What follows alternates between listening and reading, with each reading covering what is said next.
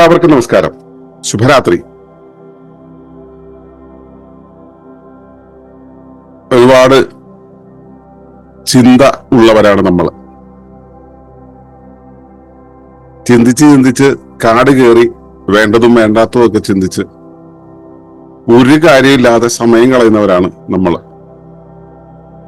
ഈ ചിന്തിക്കാൻ ശേഷിയുള്ളവെന്നുള്ള അർത്ഥത്തിലാണ് ഈ പേര് തന്നെ കിട്ടിയത്, മനുഷ്യൻ, മനനം ചെയ്യുന്നവൻ. വേണ്ടതിനെ കുറിച്ച് ചിന്തിക്കാനാണ് പ്രകൃതി അല്ലെങ്കിൽ ഈശ്വരൻ നമുക്ക് ഈ കഴിവ് തന്നിട്ടുള്ളത്. ആ വേണ്ടതിനെ കുറിച്ച് ഒഴിച്ച് ബാക്കി എല്ലാത്തിനെ കുറിച്ചും ചിന്തിക്കുക എന്നുള്ളതാണ് നമ്മുടെ രീതി.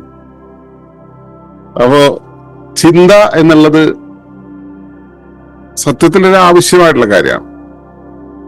ചിന്തയെ കുറിച്ച് പറയുമ്പോൾ എന്താണ് ചിന്ത എന്നത് ആദ്യം ഒന്ന് അറിയുന്നത് നന്നായിരിക്കും. ചിന്തിക്കുന്നത് എന്താ, ആരാ, എന്തിനാ, എങ്ങനെയൊക്കെയാ എന്നൊന്ന് അറിഞ്ഞിട്ട് അതിന്റെ മറ്റു കാര്യങ്ങളിലേക്ക് കയറാം.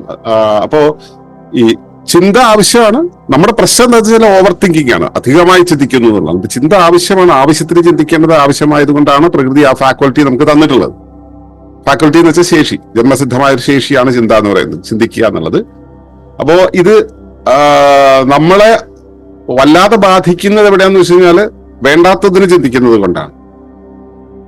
വേണ്ടാത്തതിനെ കുറിച്ച് ചിന്തിക്കുന്നത് എന്താ വെച്ചാൽ വേണ്ടത് മാത്രമായി ചിന്തിക്കാൻ നമുക്ക് അറിയാത്തത് കൊണ്ടാണ്. പിന്നെ നമ്മളിവിടെ നമ്മുടെ പോസ്റ്ററിൽ പറഞ്ഞിരുന്ന ഒരു കാര്യം ഉണ്ടായിരുന്നു, അധിക ചിന്ത നിങ്ങളെ ബുദ്ധിമുട്ടിക്കുന്നുണ്ടോ എങ്കിൽ അറിയാത്തതിനെ മനസ്സുകൊണ്ട് നിയന്ത്രിക്കാൻ ശ്രമിക്കാതിരുന്നാൽ മതി. നിങ്ങൾക്ക് അറിയാത്ത കാര്യങ്ങളെ മനസ്സുകൊണ്ട് കൺട്രോളിലാക്കാൻ ശ്രമിക്കാതിരിക്കുക എന്നുള്ളതാണ് അതിനുള്ള വഴി. അങ്ങനെയാണ് നമുക്ക് അധിക ചിന്തയെ മറികടക്കാൻ കഴിയുക. അപ്പോ അതിനുള്ള ആദ്യത്തെ സ്റ്റെപ്പ് എന്നുള്ള രീതിയിൽ നമ്മൾ മനസ്സിലാക്കേണ്ട ഒരു കാര്യം എന്താണ് ചിന്ത എന്നുള്ളതാണ്. നമ്മളിപ്പോ പലപ്പോഴും ഒരു അസുഖം വന്നു കഴിഞ്ഞാൽ ആ അസുഖത്തിന് റെമഡി തേടി ഡോക്ടറുടെ അടുത്തേക്ക് ഓടിപ്പോകുന്നവരാണ് നമ്മൾ. നമുക്ക് അങ്ങനെ ഒരു സംസ്കാരമുണ്ട്. അസുഖം വന്നാൽ അത് എന്തുകൊണ്ട് വന്നു, അത് മാറുമോ, തനിയെ മാറുമോ, അതിന് വെളിയിൽ നിന്ന് ഒരാളുടെ സഹായം ആവശ്യമുണ്ടോ, അല്ലെങ്കിൽ മാറാൻ ഞാൻ എന്തെങ്കിലും ചെയ്യേണ്ടതുണ്ടോ, ഞാൻ ചെയ്താൽ മതിയോ എന്നുള്ളതൊക്കെ നമ്മുടെ മുന്നിൽ ഉള്ളപ്പോഴും ഇതൊന്നും ചിന്തിക്കാതെ ഇതിനു വേണ്ടി പഠിച്ചു വെച്ച ചില ആളുകളുണ്ട്, അധികാരികൾ എന്ന് വേണേൽ പറയാം. ആധികാരികമായി ഇതിനെക്കുറിച്ച് പറയുന്നത്, അവരെ ബോഡി പോയി കാണുക, അവരോട് നമ്മുടെ പ്രശ്നങ്ങൾ പറയുക, അവര് പരിഹാരം തരും, ഉടനെ തന്നെ നമ്മൾ ആ വഴിക്ക് അങ്ങ് പോകും. ഇതാണ് നമ്മുടെ രീതി. അങ്ങനെ ഒരു രീതിയുള്ള കൺസ്യൂമർ ആയി നിൽക്കുന്ന, എന്ത് കൊടുത്താൽ എന്തിനാണെങ്കിലും എന്തൊരു പ്രശ്നം വന്നാലും അതിന് പരിഹാരം എന്നുള്ളത് പൈസ കൊടുത്താൽ കിട്ടും എന്ന് ധരിക്കുന്ന, തക്കാളി വേണമെങ്കിൽ സൂപ്പർ മാർക്കറ്റിൽ ഓടിപ്പോയാൽ മതി, പൈസ കൊടുത്താൽ അപ്പൊ തക്കാളി കിട്ടും, തക്കാളി ഇനി ഉണ്ടാക്കിയെടുക്കേണ്ട കാര്യമൊന്നുമില്ല എന്ന് വിചാരിക്കുന്നവരാണ് നമ്മൾ. അടുത്ത ലോക്ക്ഡൌൺ വരുന്നവർ നമ്മൾ അങ്ങനെയൊക്കെ തന്നെ ചിന്തിക്കും. ലോക്ക്ഡൌൺ വരുമ്പോൾ നമ്മൾ അയ്യോ കിട്ടാൻ വഴിയില്ലല്ലോ, നമ്മൾ ഉണ്ടാക്കണമല്ലോ എന്ന് ആലോചിക്കും. അടുത്ത ലോക്ക്ഡൌൺ വന്നിട്ട് നിങ്ങൾക്ക് ആശുപത്രിയിൽ പോകാതെ വീട്ടിലിരിക്കേണ്ടി വരുന്ന സമയത്ത് അസുഖം വരുമ്പോൾ എന്ത് ചെയ്യും എന്ന് ആലോചിക്കുമ്പോൾ അസുഖം വരാതെ സൂക്ഷിക്കും. അസുഖം വന്നു കഴിഞ്ഞാൽ എന്ത് ചെയ്യാം, സ്വയം എന്ത് ചെയ്യാം എന്നുള്ളതിനെ കുറിച്ച് പഠിക്കും. കഴിഞ്ഞ ലോക്ക്ഡൌൺ കാലത്ത് ശ്രദ്ധിച്ചോ, വീട്ടിലിരുന്നുള്ള മരണങ്ങളുടെ അല്ലെങ്കിൽ പൊതുവായിട്ടുള്ള മരണങ്ങളുടെ റേറ്റ് ഭയങ്കരമായിട്ട് കുറവായിരുന്നു. കാരണം ആളുകൾ ആശുപത്രിക്ക് ഓടി പോകുന്ന പരിപാടി നിർത്തി, പോകാൻ പറ്റാത്തൊരവസ്ഥയായി, പോയി കഴിഞ്ഞാൽ തന്നെ എന്തെങ്കിലും ഗുരുവാനുണ്ടോ എന്നുള്ള അവസ്ഥയായി. അപ്പൊ പിന്നെന്തായി, ആളുകൾ അസുഖം വരാതെ സൂക്ഷിക്കാൻ തുടങ്ങി, ആശുപത്രിയിൽ പോവുക, ടെസ്റ്റ് ചെയ്യാൻ പോവുക എന്നുള്ള പരിപാടിയിൽ നിന്ന് മാറി നിൽക്കാൻ തുടങ്ങി. വഴിയില്ല എന്നുള്ളത് കൊണ്ടാണ് മാറി നിൽക്കുന്നത്. പക്ഷെ അങ്ങനെ ആയപ്പോ എന്തായി, റേറ്റ് ഓഫ് ഡെത്ത് ശരിക്കും നല്ലപോലെ കുറഞ്ഞു. പക്ഷെ പത്രങ്ങളൊക്കെ അതിനെ ഭയങ്കരമായിട്ട് കൂട്ടിയിട്ടാണ് പറഞ്ഞത്, റേറ്റ് ഓഫ് ഡെത്ത് ഭയങ്കരമായിട്ട് കൂടി, എല്ലാവരും കൂട്ടമരണം എന്നൊക്കെയാണ് പറഞ്ഞത്. സ്റ്റാറ്റിസ്റ്റിക്സ് നോക്കി കഴിഞ്ഞിട്ടുണ്ടെങ്കിൽ നേരെ കുറവായിരിക്കും. അപ്പൊ ഈ ഒരു വിധത്തിലുള്ള ഒരു കാര്യം കൊണ്ട് തന്നെ എന്തെങ്കിലും ഒരു പ്രശ്നം വന്നു കഴിഞ്ഞാൽ ആ പ്രശ്നത്തിന് എന്ത് ചെയ്യുമെന്ന് അറിയാത്ത ഒരവസ്ഥ നമുക്കുണ്ട്. അസുഖം വന്നു കഴിഞ്ഞാൽ അറിയാത്തത് കൊണ്ടാണ് വേറെ ആളെ കാണാൻ പോകുന്നത്. നമുക്കത് എന്ത് ചെയ്യണമെന്ന് അറിയാത്തത് കൊണ്ടാണ് ഈ പ്രശ്നങ്ങൾ ഉണ്ടാവുന്നത്. ഇപ്പൊ തിങ്ക് ചെയ്യുന്നത് ആവശ്യത്തിനാണെങ്കിൽ ഓവർ തിങ്ക് ചെയ്യുന്നത് അനാവശ്യത്തിനാണ്. എന്ത് ചെയ്യുമെന്ന് അറിയാത്തത് കൊണ്ടാണ് ഈ ഓവർ തിങ്കിങ് വേണ്ടി വരുന്നത്. അപ്പൊ ആ ഒരു കോണ്ടെക്സ്റ്റിലാണ് നമ്മൾ ചിന്ത എന്നുള്ള ആ ഒരു പ്രവർത്തനത്തെ നമ്മൾ മനസ്സിലാക്കേണ്ടത്. സത്യത്തിൽ ഇവിടെ എന്ത് വിഷയം എടുത്താലും സ്ഥിരം വരുന്നവർക്കറിയാം, നമുക്ക് ഒരു കാര്യം പറയാനുള്ളൂ, പ്രകൃതി എങ്ങനെയാ പ്രവർത്തിക്കുന്നത്, ഞാൻ എങ്ങനെയാ പ്രവർത്തിക്കുന്നത് എന്നുള്ളത്. ഈ ഒറ്റ കാര്യം അറിഞ്ഞാൽ മതി. പണ്ട് നമ്മുടെ ദർശൻ ഇവിടെ വന്നപ്പോ പുള്ളി ആദ്യമേ ഡിമാൻഡ് ചെയ്ത കാര്യം, ഏതൊരു അറിവറിഞ്ഞാൽ എല്ലാം അറിയുമോ ആ ഒരു അറിവ് അറിയണം എന്നാണ് പറഞ്ഞത്. ഏത് ഒരു അറിവ് അറിഞ്ഞാൽ എല്ലാം അറിയുമോ ആ ഒരു അറിവ് അറിയണം എന്നുള്ളത്. ആ ഒരു അറിവ് എന്ന് പറയുന്നത് ഞാൻ എന്താണ്, ഞാൻ എന്ന പ്രകൃതി എന്താണ് എന്നുള്ളതാണ്. എന്റെ പ്രവർത്തനത്തെ, ഞാൻ എന്നുള്ള സ്വത്വത്തെ അറിഞ്ഞു കഴിഞ്ഞാൽ ഇതിന്റെ എല്ലാത്തിന്റെയും പരിഹാരം അതിനകത്തുണ്ട്. അപ്പൊ അത് മനസ്സിലാക്കാനുള്ള ശ്രമമാണ് വീണ്ടും നമ്മൾ ഇവിടെ നടത്തുന്നത്. അത് ഓവർ തിങ്കിങ്ങിന്റെ പേരിലാണെന്ന് മാത്രം. പല പേരിൽ നമ്മൾ ഒരേ കാര്യത്തെ പഠിക്കുന്നു എന്നുള്ളതാണ്. അതുകൊണ്ട് തന്നെ സ്ഥിരം വരുന്നവർക്ക് ആവർത്തന വിരസത തോന്നിയേക്കാം. എങ്കിലും നമുക്കൊന്ന് കുറച്ചുകൂടെ ആവർത്തിച്ച് കേൾക്കുന്ന സമയത്ത് കുറച്ചുകൂടെ വ്യക്തത വരും. അപ്പൊ ചിന്ത ആണ് നമ്മുടെ വിഷയം. എന്താണ് ചിന്ത? ഈ ഞാൻ എന്ത് ചെയ്യണം, ഞാൻ എന്ത് ചെയ്യും, ഞാൻ എന്ത് ചെയ്തിരുന്നു എന്നുള്ളതിനെ വിശകലനം ചെയ്യുന്നതാണ് ചിന്ത എന്ന് വേണമെങ്കിൽ ചുരുക്കി പറയാം. അത് പറയുമ്പോ ഈ എന്ത് ചെയ്യുക, ചെയ്യേണ്ടതുണ്ടോ എന്നൊക്കെ പറയുന്ന ആ ഒരു കാര്യമുണ്ടല്ലോ, ധർമ്മം കർമ്മം എന്നൊക്കെ പറയുന്നതൊക്കെ വാക്കുകൾ കേട്ടിട്ടുണ്ട്. അതെന്താണെന്നൊന്ന് വ്യക്തമായാൽ മാത്രമേ ഈ കാര്യങ്ങൾ വ്യക്തമാവുള്ളൂ. നമുക്കറിയാം നമ്മൾ ഉണ്ടായിട്ടുള്ളത് നമ്മുടെ ഉപരിവ്യവസ്ഥയുടെ, അതായത് ഭൂമി എന്ന പ്രകൃതി എന്ന ഒരു മഹാവ്യവസ്ഥയുടെ ഒരു അവയവമോ കോശമോ ആയിട്ടാണ്. അതിന്റെ ഘടനയൊക്കെ നിങ്ങൾക്ക് ഇവിടെ ഇരിക്കുന്ന മിക്കവാറും പേർക്ക് അറിയാം. കൂടുകൾക്കകത്ത് കൂടുകളായി നിൽക്കുന്ന ഒരവസ്ഥ. അങ്ങനെ ഭൂമി എന്നൊരു വലിയ ഗർഭപാത്രത്തിന്റെ അകത്താണ് നമ്മൾ ജീവിക്കുന്നത്. ഭൂമിയുടെ പുറത്ത് ജീവിക്കുന്നത് നമ്മുടെ ധാരണ, ഭൂമിയുടെ അകത്താണ് ജീവിക്കുന്നത് എന്നുള്ളത് കൃത്യമായിട്ട് പഠിച്ചവർക്ക് മനസ്സിലാവും. നമുക്കകത്താണ് നമ്മുടെ ശരീരത്തിന്റെ ഒരു അവയവം ഇരിക്കുന്നത്. എന്റെ കൈ ഇരിക്കുന്ന എന്റെ ശരീരത്തിന്റെ അകത്താണ്. നമ്മൾ നോക്കുമ്പോൾ കൈ ശരീരത്തിന്റെ പുറത്തിരിക്കും. വല്ലാത്തൊരു ഒരു പാരഡോക്സ് ആണ്. സത്യത്തിൽ ശരീരം എന്നുള്ള മഹാസംവിധാനത്തിന്റെ അകത്ത് ജീവിക്കുന്ന, എന്നാൽ പുറത്തെ കാര്യങ്ങൾ സഹായിക്കാൻ ഇടവന്ന് പുറത്ത് പ്ലേസ് ചെയ്തിട്ട്, അതുകൊണ്ട് കൈ പുറത്താണെന്ന് പറയാം. ഹൃദയവും കരളും ഒക്കെ നമുക്ക് അകത്താണ്. അവയവങ്ങൾ സത്യത്തിൽ നമുക്ക് അകത്താണ് ജീവിക്കുന്നത്. അതുപോലെ ഭൂമി എന്ന വ്യവസ്ഥയുടെ, ഭൂമി എന്ന മഹാ ജൈവ സംവിധാനത്തിന്റെ, കുറച്ചുകൂടെ പച്ചയ്ക്ക് പറഞ്ഞാൽ ഭൂമി എന്ന ജീവിയുടെ ഒരു കോശമാണ് മനുഷ്യൻ എന്ന് പറയുന്നത്. ഇവിടെയുള്ള സർവ്വചരാചരങ്ങളും അങ്ങനെ തന്നെ, ജീവജാലങ്ങളെല്ലാം തന്നെ അങ്ങനെ തന്നെ, മനുഷ്യനും അങ്ങനെ തന്നെ. അപ്പോ ഭൂമിയുടെ ഒരു ശരീര അവയവമാണ്, ഒരു കോശമാണ് മനുഷ്യൻ. അപ്പൊ മനുഷ്യനെ സംബന്ധിച്ചിടത്തോളം മനുഷ്യന്റെ ഉത്തരവാദിത്വം എന്ന് പറയുന്നത് എന്താ? മനുഷ്യൻ എന്തിനാണ് ഉണ്ടായത്? അതാണ് അവന്റെ പർപ്പസ് എന്ന് പറയുന്നത്. എന്തിനാണ് ഉണ്ടായത്? എന്റെ കൈ എന്തിനാണ് ഉണ്ടായത്? എനിക്ക് ചോറ് വാരി തിന്നാൻ, ഞാൻ പോകുന്ന വഴിയിൽ ചരിഞ്ഞു നിൽക്കുന്ന ചെടികളെ പകഞ്ഞു മാറ്റാൻ, എനിക്ക് പുറംചൊറിയുന്ന സമയത്ത് പുറംചൊറിയാൻ, ഇതിനാണ് എനിക്ക് കൈ തന്നിട്ടുള്ളത്. അതായത് എന്റെ ശരീരത്തെ, ഞാൻ എന്ന ആ ശരീരത്തെ സഹായിക്കാൻ, അതിന് വേണ്ടുന്ന കാര്യങ്ങൾ ചെയ്യാൻ വേണ്ടിയാണ് കൈ ഉണ്ടായിട്ടുള്ളത്. ഇത് കണ്ടാൽ നമുക്ക് മനസ്സിലാക്കാം, ഭൂമി എന്നുള്ള മഹാശരീരത്തിന്റെ പ്രവർത്തനങ്ങൾ ചെയ്യാൻ വേണ്ടിയാണ് എന്നെ ഉരുവാക്കിയിട്ടുള്ളത്.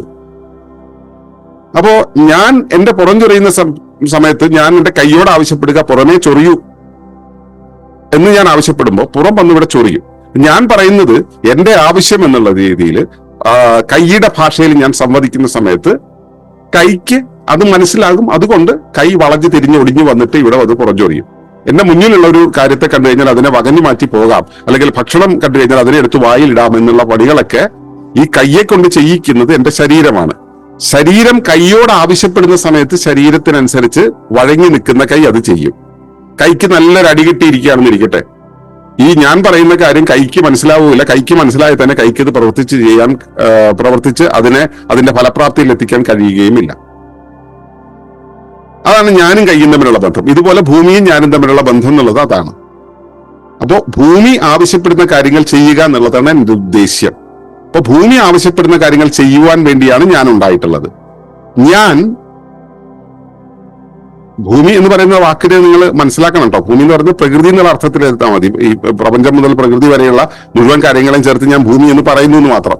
അപ്പൊ ഭൂമി എന്ന് പറയുമ്പോൾ നിങ്ങൾക്ക് പെട്ടെന്ന് മനസ്സിലാവും, ഉരുണ്ടിരിക്കുന്ന ഒരു സാധനം എന്നൊക്കെ മനസ്സിലാവുമല്ലോ. ആ ഉരുണ്ടിരിക്കുന്ന സാധനം അതിനൊരു ജീവസത്തയാണെന്ന് തന്നെ മനസ്സിലാക്കുക. അതിന്റെ ശരീരത്തിന്റെ അവയവമാണ് ഈ ഞാൻ.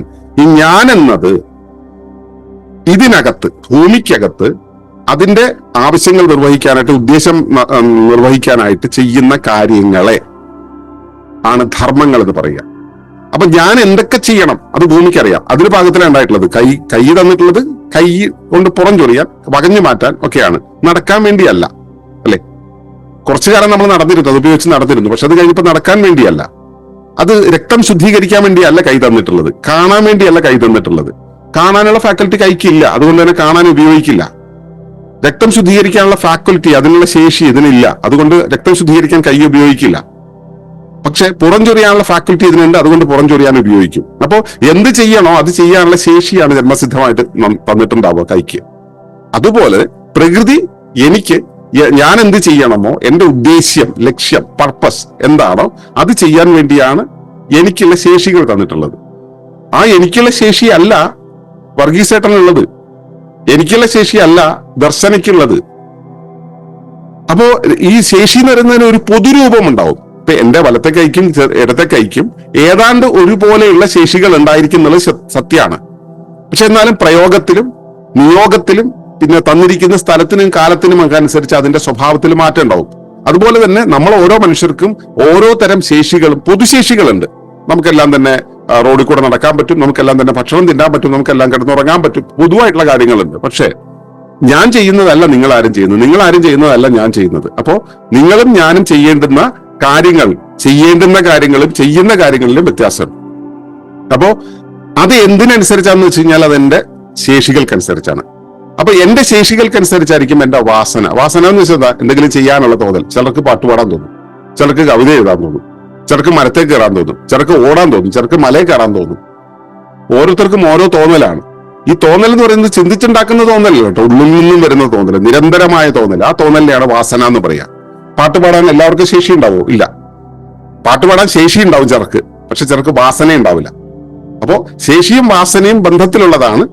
എന്നാൽ പോലും നാട്ടുകാരെല്ലാവരും പാടുന്ന കണ്ടു, അതുകൊണ്ട് ഞാനും പാടി ആളായേക്കാന്ന് വിചാരിക്കുന്ന ആളുകൾക്ക് അത് അയാളുടെ വാസനയിൽ നിന്നും വന്നല്ല, അയാളുടെ ചിന്തയിൽ നിന്നും വന്നാണ്. ചിന്തയിൽ നിന്നും വരുന്നതല്ല വാസന. വാസന എന്നുള്ളത് ഉള്ളിൽ നിന്നും വരുന്നതാണ്. ഉള്ളിൽ നിന്നും ഇങ്ങനെ തികട്ടി വരുന്നതാണ്. ഉള്ളിൽ നിന്നും തികട്ടി വരിക എന്നുള്ള അവസ്ഥ മനസ്സിലായിട്ടുണ്ടോ? ടോയ്ലറ്റിൽ പോകാൻ തോന്നില്ലേ? പച്ചയ്ക്ക് പറഞ്ഞാൽ തൂറാൻ മുട്ടുക എന്നുള്ള അവസ്ഥ. ഈ തൂറാൻ മുട്ടുക എന്നുള്ള അവസ്ഥ എന്താ? ഉള്ളിൽ നിന്നും വരുന്നതാണ്.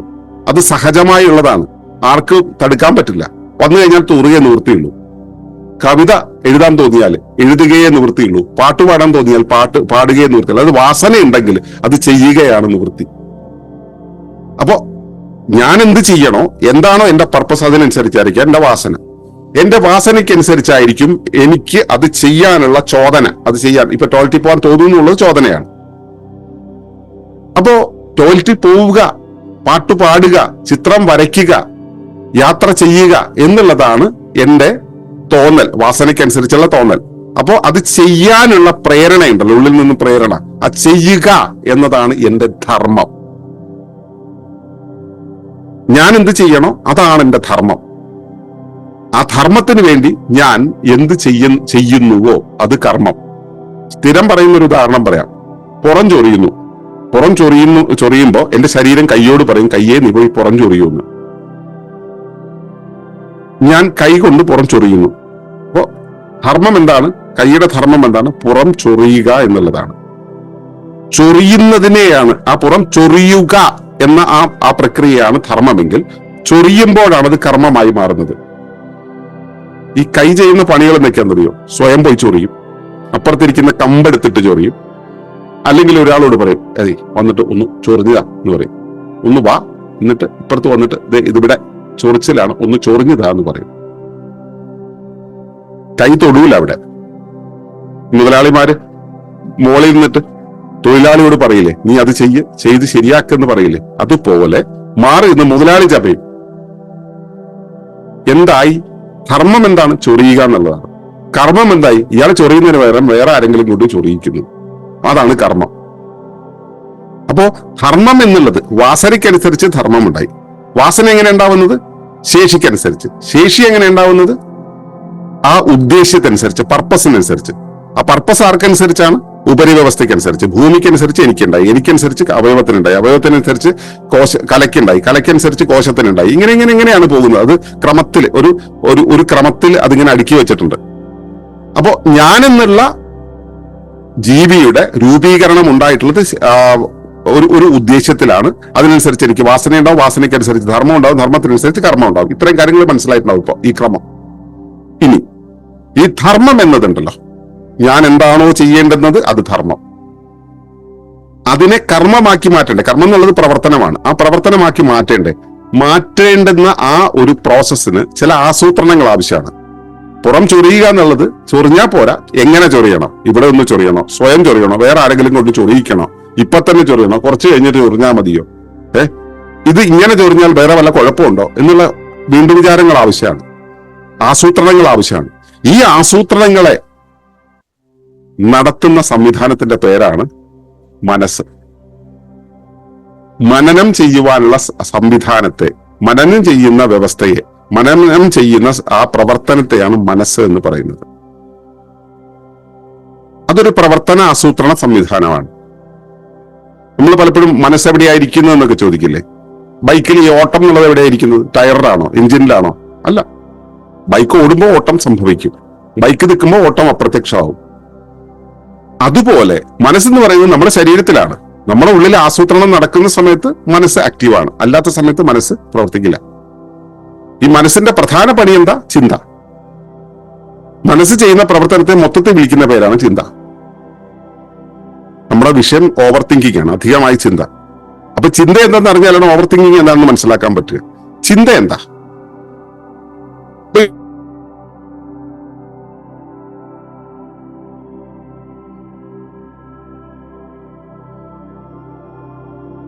പുറം ചൊറിയുമ്പോ പോയി ചൊറിഞ്ഞാൽ പോരെ. പുറം ചൊറിയലാണ് എന്റെ ഉദ്ദേശം എന്നുള്ളത് എപ്പോഴും പോയി ചൊറിയേണ്ട കാര്യമുണ്ടോ? എപ്പോഴും ചൊറിഞ്ഞാൽ അവിടെ പാടാവും, മുറിഞ്ഞു പോകും, ചിലപ്പോ ദ്വാരം വീഴും. അവിടെ എപ്പോഴും ചൊറിയേണ്ട കാര്യമില്ല, വേണ്ടപ്പോ ചൊറിഞ്ഞാൽ മതി. എപ്പോഴാ വേണ്ടത്? അത് ഉപരിവ്യവസ്ഥ പറയും, നമ്മുടെ ഉപരിവ്യവസ്ഥ പറയും. ഉപരിവ്യവസ്ഥ പറയുന്നത് കേൾക്കാൻ വേണ്ടി, ഉപരിവ്യവസ്ഥ എപ്പോൾ പറയുന്നു എന്ന് അറിയാൻ വേണ്ടി നമുക്ക് അതിനെ ഗ്രഹിക്കാനായ ചില ഗ്രാഹികൾ തന്നിട്ടുണ്ട്. ഗ്രാഹി എന്ന് വെച്ച സെൻസേഴ്സ്. കാറിനൊക്കെ സെൻസേഴ്സ് ഇല്ലേ? അതുപോലെ ചില സെൻസേഴ്സ് തന്നിട്ടുണ്ട്. ആ സെൻസേഴ്സിന്റെ പേരാണ് ഇന്ദ്രിയങ്ങൾ. അപ്പൊ ഇന്ദ്രിയങ്ങൾ കൊണ്ട് നമ്മൾ ഒരു കാര്യത്തെ കാണുന്നു. അത് എന്റെ ഉപരിവ്യവസ്ഥ. ഞാൻ പറഞ്ഞു ഉപരിവ്യവസ്ഥ, നമ്മളെ സംബന്ധിച്ചുള്ള ഉപരിവ്യവസ്ഥ ഭൂമിയാണ്, അല്ലെങ്കിൽ പ്രകൃതിയാണ്, നമ്മുടെ ചുറ്റുപാടാണ് എന്നൊക്കെ പറയാം. ഈ ചുറ്റുപാടിൽ നിന്നുമാണ് പ്രകൃതി നമ്മുടെ മുന്നിലേക്ക് അവതരിക്കുന്നത്, അല്ലെങ്കിൽ ഭൂമി നമ്മുടെ മുന്നിൽ അവതരിച്ച് നിൽക്കുന്നത് നമ്മുടെ ചുറ്റുപാട് വഴിയാണ്. ആ ചുറ്റുപാട് എന്നുള്ളതാണ് നമ്മൾക്ക് വെളിയിലുള്ളത്, അല്ലെ? ആ വെളിയിലുള്ള ചുറ്റുപാട് എന്ന് പറയുന്നത്, ആ ചുറ്റുപാടിൽ ആരൊക്കെ വരുന്നൂടെ ഒന്ന് പറഞ്ഞേക്കാം. എന്റെ ചുറ്റുപാടെന്ന് പറയുന്നത് നിങ്ങളൊക്കെ എന്റെ ചുറ്റുപാടാണ്, എന്റെ പരിസ്ഥിതിയാണ്, എന്റെ പരിസരമാണ്. ഇവിടെയുള്ള മരവും ചെടിയും കൊടിയും ഒക്കെ പരിസരങ്ങളാണ്. ഞാൻ എന്റെ ദൃശ്യമായ രൂപത്തിൽ, ദൃശ്യമായ അളവിൽ എനിക്ക് ഇവിടെ നിന്ന് എന്തൊക്കെ നോക്കി കാണുന്നതെല്ലാം എന്റെ ചുറ്റുപാടാണ്, പ്രകൃതിയാണ്. ആ പ്രകൃതി എന്നോട് ആവശ്യപ്പെടും, അവിടെ പോയി ചൊറിയൂ, ഇവിടെ പോയി മാന്തൂ എന്നൊക്കെ. ഞാൻ എന്റെ കൈയോട് ആവശ്യപ്പെടുന്ന പോലെ പ്രകൃതി എന്നോട് ആവശ്യപ്പെടും ഇത് ചെയ്യുന്നു. എങ്ങനെയാ ആ സൂചനകൾ തരിക? ആ തരുന്ന സൂചനയാണ് നമ്മുടെ മുന്നിൽ ഉണ്ടാകുന്ന സംഭവങ്ങൾ, സന്ദർഭങ്ങൾ. ഈവൻസ്, ഇൻസ്റ്റൻസസ് എന്ന് പറയും. ഈവൻസും ഇൻസ്റ്റൻസസും, സംഭവങ്ങളും സന്ദർഭങ്ങളും. ആ സന്ദർഭങ്ങൾ വഴി, നമ്മുടെ മുന്നിൽ ഉണ്ടാവുന്ന സംഭവങ്ങൾ വഴി നമ്മൾ മനസ്സിലാക്കും ഇതാണ് ചെയ്യേണ്ടത്, ഇത് ചെയ്യണമെന്നാണ് പ്രകൃതി പറയുന്നതെന്ന്. അപ്പൊ അത് മനസ്സിലാക്കാനുള്ള സെൻസേഴ്സ് ആണ്, ഗ്രാഹികളാണ് ഇന്ദ്രിയങ്ങൾ എന്ന് പറയുന്നത്. ഈ കാണുന്ന കണ്ണ്, മൂക്ക്, ത്വക്ക്, നാക്ക്, മൂക്ക് എന്നുള്ളവയൊക്കെ. ഇവയെല്ലാം തന്നെ നമ്മുടെ ഗ്രാഹികളാണ്. ഇതിനും അപ്പുറത്ത് ചില ഗ്രാഹികളുണ്ട്. ഇതൊക്കെ പ്രകടമായിട്ടുള്ള ഗ്രാഹികളാണ്. പഞ്ചേന്ദ്രിയങ്ങൾ എന്ന് പറയുന്നത് പ്രകടമായിട്ടുള്ള ഗ്രാഹികളാണ്. ഗ്രഹിക്കുന്നു, നമ്മുടെ മുമ്പിൽ എന്തുണ്ടാവുന്നു എന്നുള്ളത് ഗ്രഹിക്കുന്നു. ആ ഗ്രഹിക്കുന്നതിനനുസരിച്ച് റെസ്പോണ്ട് ചെയ്യുക എന്നുള്ളതാണ് നമ്മുടെ ഉത്തരവാദിത്വം. കൈ ചൊറിയാൻ, അല്ലെ പുറം ചൊറിയാൻ ഞാൻ കൈയോട് ആവശ്യപ്പെടുമ്പോൾ കൈ ചെയ്യേണ്ട പണി എന്താ? വന്ന് ചൊറിയുക എന്നുള്ളതാണ്. അപ്പോ ഞാൻ ഇവിടുന്ന് ആവശ്യപ്പെടുന്ന കാര്യങ്ങൾ കൈക്ക് മനസ്സിലാകണമെങ്കിൽ കൈയുടെ ഗ്രാഹികൾ തുറന്നിരിക്കണം. അതുപോലെ എന്റെ ഗ്രാഹികൾ തുറന്നിരിക്കുന്ന സമയത്ത്, ഞാൻ എന്റെ കണ്ണ് തുറന്നിരിക്കുമ്പോൾ എന്റെ മുന്നിൽ നടക്കുന്ന സംഭവം ഞാൻ കാണും. എന്റെ ചെവി തുറന്നിരിക്കുന്ന സമയത്ത് മുന്നിലുള്ളത് കേൾക്കും. എന്റെ പരിസരത്തുള്ളത് ഞാൻ കേൾക്കും. ഇവിടെ അന്തരീക്ഷ ഊഷ്മാവിലെ മാറ്റം വരുമ്പോൾ എന്റെ സ്കിന്നിന് അറിയും, അല്ലെങ്കിൽ ആരെങ്കിലും തൊട്ടാൽ എനിക്കറിയും, ആരെങ്കിലും തള്ളിയാൽ എനിക്കറിയും, അല്ലെ? അപ്പൊ ഇന്ദ്രിയങ്ങൾ വഴിയാണ് എന്റെ പരിസരത്തെ ഞാൻ മനസ്സിലാക്കുന്നത്. അപ്പൊ ഇതാണ് ഞാൻ വർത്തമാനത്തിൽ കാര്യങ്ങൾ ഇപ്പോൾ എന്തു വേണം, സന്ദർഭം എന്താണ്, സാഹചര്യം എന്താണെന്നുള്ളതിനെ അറിയുന്നതിനെ, ഗ്രഹിക്കുന്നതിനെയാണ് ഇന്ദ്രിയങ്ങൾ എന്ന് പറയുന്നത്. അപ്പോ എന്റെ മുമ്പിൽ ഇന്ദ്രിയങ്ങളുണ്ട്. മനസ്സിലായല്ലോ? എന്റെ മുന്നിൽ ഇന്ദ്രിയങ്ങളുണ്ട്. അപ്പൊ ഇന്ദ്രിയം കൊണ്ട് ഞാൻ അറിഞ്ഞു ഒരു കാര്യം. ഇപ്പൊ എന്റെ നേരെ ഒരു കല്ല് വരുന്നു, കല്ല് മേലെ കൊണ്ടാൽ വേദനിക്കുമെന്ന് എനിക്കറിയാം. അപ്പൊ ഞാൻ മാറും. അതെന്തുകൊണ്ടാണ് മാറുന്നത്? കല്ല് കൊണ്ടാൽ വേദനിക്കുന്ന എനിക്കറിയാം. എന്തുകൊണ്ട് അങ്ങനെ അറിയാം? ഇതിനു മുമ്പ് കല്ല് കൊണ്ടിട്ടുണ്ട്. നേരെ കല്ല് വന്നപ്പോ ഞാൻ അവിടെ നിന്നപ്പോ എന്റെ മേലെ കൊണ്ടിട്ടുണ്ട്. ആ കൊണ്ടത് വേദനിച്ചു, ബുദ്ധിമുട്ടുണ്ടാക്കി. അതുകൊണ്ട് ഞാനിപ്പോ അറിയുന്നു. അപ്പോൾ അന്ന് വേദനിച്ചു. ഇന്നലെയാണ് കല്ല് കൊണ്ടത്, കല്ല് കൊണ്ടപ്പോൾ വേദനിച്ചു എന്ന കാര്യം ഞാൻ ഇന്നലെ അറിഞ്ഞതാണ്, ഇന്ന് അറിഞ്ഞതല്ല, ഇപ്പോൾ അറിഞ്ഞതല്ല. ഇന്നലെ അറിഞ്ഞു. ഇന്നലെ അറിഞ്ഞ കാര്യത്തെ ഞാൻ എന്റെ ഓർമ്മയാക്കി സൂക്ഷിച്ചു വെച്ചിട്ടുണ്ട്. എന്റെ ഓർമ്മ, ഭൂതകാലം. ഞാൻ അറിഞ്ഞത്, ഇപ്പോൾ അറിയുന്നത് എന്താണ്? വർത്തമാനകാലം. ഭൂതകാലമാണ് ഓർമ്മ എന്നുള്ളത്. ഞാൻ എന്റെ ഇടതുവശം ആണ് ഇപ്പൊ കാണിക്കുന്നത്, അല്ലെ? ആ ഇടതുവശം കാണിക്കുന്ന ഇടതുവശത്താണ് ഓർമ്മ എന്നുള്ള അർത്ഥത്തിലല്ല, പകരം നിങ്ങൾക്ക് മനസ്സിലാകാൻ വേണ്ടി ഒരു ബിംബം തരാൻ വേണ്ടിയാണ്. അപ്പോ എന്റെ ഈ ഇടതുവശം ഞാൻ കാണിക്കുമ്പോൾ ഇടതുവശത്താണ് ഓർമ്മ എന്ന് തൽക്കാലത്തേക്ക് എടുക്കുക. മനുഷ്യന്റെ മസ്തിഷ്കത്തിന്റെ ഇടതുവശത്തല്ല ഓർമ്മ, മനുഷ്യന്റെ ശരീരത്തിന്റെ ഏതെങ്കിലും ഭാഗത്തല്ല ഓർമ്മ, പക്ഷെ മനസ്സിലാക്കാനുള്ള സൗകര്യത്തിനാണെന്ന് പ്രത്യേകം മനസ്സിലാക്കുക. അപ്പൊ ഞാൻ എന്റെ ഇന്നലത്തെ അനുഭവങ്ങളെ, ഇന്നലെ കല്ല് കൊണ്ടപ്പോൾ വേദനിച്ചു, ആ വേദനിച്ചത് എന്റെ ഉള്ളിൽ ഒരു മുറിപ്പാടായി മാറി, വേദനയുടെ മുറിപ്പാടായി മാറി. മുറിപ്പാടെന്ന് വെച്ചാൽ രക്തം വന്നു എന്ന അർത്ഥത്തിലല്ല, അതൊരു ഒരു ഒരു പ്രിന്റായി, ഒരു സീല് പോലെ അകത്തേക്ക് വന്നു. അപ്പൊ വേദനിച്ചു. ആ വേദനയെ ഞാൻ ഓർമ്മയായി സൂക്ഷിച്ചു വെച്ചിരിക്കുന്നു. അപ്പോ ഇപ്പൊ രണ്ട് കാര്യങ്ങളായി. ഒന്ന്, ഇന്ദ്രിയങ്ങൾ വഴി ഞാൻ വർത്തമാനകാലത്തിൽ എന്താണ് പ്രകൃതി ആവശ്യപ്പെടുന്നത് എന്ന് മനസ്സിലാക്കി. ഓർമ്മകൾ വഴി, സ്മൃതികൾ വഴി ഇന്നലെ എന്തുണ്ടായി എന്ന് മനസ്സിലാക്കി, എന്റെ ഭൂതകാലത്തെ മനസ്സിലാക്കി. ഇങ്ങനെയുള്ളപ്പോ കല്ല് വരുന്നു, കല്ലുകൊണ്ടാ വേദനിക്കും. അപ്പൊ ഞാൻ കല്ല് വന്നുകൊണ്ടിരിക്കുമ്പോൾ ഞാൻ എന്താ ചെയ്യേണ്ടത്? ഞാൻ ഇവിടുന്ന് മാറണം, ഇങ്ങോട്ട് മാറണം, വഴി മാറണം. അപ്പൊ കല്ല് ആ വഴി പൊക്കോളും. ഈ കല്ല് ആ വഴി പോകണം എന്നുണ്ടെങ്കിൽ ഞാൻ ഒന്ന് വശത്തേക്ക് മാറണം. വശത്തേക്ക് മാറണം എന്നുള്ളത് മാറിയിട്ടില്ല കേട്ടോ, ഇപ്പൊ മാറിയിട്ടില്ല, മാറാൻ പോകുന്നേ ഉള്ളൂ. മാറേണ്ടതുണ്ട്. നാളെ ഉള്ള സമയത്തെ, ഇനി വരാൻ പോകുന്ന ഒരു സന്ദർഭത്തെ ഞാൻ അറിയേണ്ടതുണ്ട്. ആ ഇനി വരാൻ പോകുന്ന സന്ദർഭം, മാറണം എന്ന് പറയുന്ന ഇടമുണ്ടല്ലോ, അതാണ് ഭാവി. മാറുന്നത് ഈ നിമിഷത്തിലല്ല, അടുത്ത നിമിഷമാണ് മാറുന്നത്. അപ്പൊ അടുത്ത നിമിഷം അല്ലെങ്കിൽ അടുത്ത ദിവസം അല്ലെങ്കിൽ അടുത്ത കാലം, ആ കാലമാണ് ഭാവി. അപ്പൊ വർത്തമാനത്തിൽ ഇന്ദ്രിയങ്ങൾ കൊണ്ട് ഞാൻ അറിയുന്നു. ആ കഴിഞ്ഞ കാര്യം, അതുകൊണ്ട് അറിഞ്ഞത് ഞാൻ നേരത്തെ സംഭരിച്ചു വെച്ചിട്ടുണ്ടല്ലോ, അതുമായി താരതമ്യം ചെയ്തിട്ടാണ് ഞാൻ ഇപ്പോഴത്തെ അറിയുന്നത്. കല്ലുകൊണ്ടാ വേദനിക്കുന്നത് ഞാനിപ്പോ അറിയുന്നത് ഇന്നലെ കല്ല് കൊണ്ടത് കൊണ്ടാണ്. അപ്പൊ അതാണ് ഗതസ്മൃതി എന്ന് പറയുന്നത്, പോയ കാലത്തെ ഓർമ്മ. ഗതസ്മൃതി എന്ന് പറയുന്നത് പോയ കാലത്തെ ഓർമ്മയിൽ നിന്ന് ഞാൻ പഠിച്ചു വെച്ച പാഠങ്ങളിൽ നിന്ന് ഒരു കാര്യം മനസ്സിലാക്കിയിട്ടുണ്ട്, ഞാൻ അവിടുന്ന് വഴി മാറിയാൽ എന്റെ മേലെ കൊള്ളൂലെന്ന്. അതുകൊണ്ട് ഇനി വഴി മാറേണ്ടതുണ്ടെന്ന് എനിക്കറിയാം. ആ വഴി മാറേണ്ടതുണ്ടെന്നുള്ളതാണ് ഇനി വരാൻ പോകുന്ന കാര്യത്തെ ഓർമ്മ. അതായത് ആഗതസ്മൃതി, അത് ഭാവനയുടെ രൂപത്തിലാണ് വരിക. ആഗതസ്മൃതി, ആഗതം, വരാൻ പോകുന്ന കാലത്തെ സ്മൃതി. അപ്പൊ ഗതസ്മൃതി എന്റെ ഇടതുവശത്ത് ഞാൻ കാണിച്ചത്, എന്റെ മസ്തിഷ്കത്തിന്റെ ഇടതുവശത്ത്, എന്റെ ഇടതുവശത്തും അല്ല. നിങ്ങൾക്ക് മനസ്സിലാകാൻ വേണ്ടി നിങ്ങളൊരു ചിത്രം വരയ്ക്കുകയാണെങ്കിൽ ഒരു വട്ടം വരച്ചിട്ട് അതിന്റെ ആ മുമ്പിൽ കാണുന്ന ഭാഗത്ത് നിങ്ങൾ ഇന്ദ്രിയങ്ങളിൽ നിന്ന് വരച്ചു വയ്ക്കുക. ഇടതുവശത്ത് ഓർമ്മകൾ, സ്മൃതികൾ, ആഗത സ്മൃതികൾ എന്ന് വരച്ചു വയ്ക്കുക. റൈറ്റ് സൈഡില് ഇടതുവശത്ത് ഗതസ്മൃതി, അത് ഗതം എന്ന് വെച്ചാൽ പോയത്, ഗതാഗതം എന്ന് കേട്ടില്ലേ, ഗതം പോയത്, പോയ കാലത്തെ ഓർമ്മ, ഗതസ്മൃതി. റൈറ്റ് സൈഡിൽ ഈ വരാൻ പോകുന്ന നിമിഷം, ഞാൻ മാറുമ്പോൾ എനിക്ക് ഏറെ കിട്ടാതെ പോകുമെന്നുള്ള ചിന്തയിൽ നിന്നും ആഗതസ്മൃതി, വരാൻ പോകുന്ന കാലത്തെ സ്മൃതി. അതിനെക്കുറിച്ചും നമുക്കൊരു സ്മൃതി ഉണ്ടാവണം. മാറിയാൽ ഇത് വരില്ല എന്നുള്ള സ്മൃതി ഉണ്ടാവണം, ആഗതസ്മൃതി. ഈ മൂന്ന് കാര്യങ്ങൾ, അതായത് ത്രികാലങ്ങൾ എന്ന് പറയുന്നത് ഭാവി, ഭൂതം, വർത്തമാനം, ഭാവി, ഭൂതം. കാണുന്നുണ്ടല്ലോ അല്ലെ? വർത്തമാനം, ഭാവി, ഭൂതം. ഈ മൂന്ന് കാലങ്ങളെ കൈകാര്യം ചെയ്യുമ്പോഴാണ് നമുക്ക് ഈ ധർമ്മത്തെ കർമ്മമാക്കി മാറ്റാൻ കഴിയുക. അത് കർമ്മമാക്കി മാറ്റുന്ന അടുത്ത ഘട്ടമാണ് കേട്ടോ. അതിനു മുമ്പ് മറ്റേ ശ്രീനിവാസന്റെ ഒരു സിനിമയിലുണ്ട്, വെടി വരുന്ന സമയത്തെ വെക്കടാ വെടി എന്ന് പറയുന്നൊരവസ്ഥ. വെക്കടാ വെടി എന്ന് പറയുന്ന സംഭവം എന്താ? നീയൊന്നുമല്ല, ഞാൻ അതിലും വലുതാണ്, നിന്റെ വെടിയൊന്നും എനിക്കൊന്നും അല്ല എന്ന് പറയുന്ന ആ സാധനം ഉണ്ടല്ലോ, അതിന്റെ പേരാണ് അഹങ്കാരം എന്ന് പറയുന്നത്. ഞാൻ ഒരു ചെറിയ കല്ലൊന്നും കണ്ടാൽ എനിക്കത് ബാധിക്കില്ല എന്ന് പറയുന്നൊരവസ്ഥ. ധീരത വരുന്നത് അതിന്റെ പുറത്താണ്, ധീരത അല്ലെ?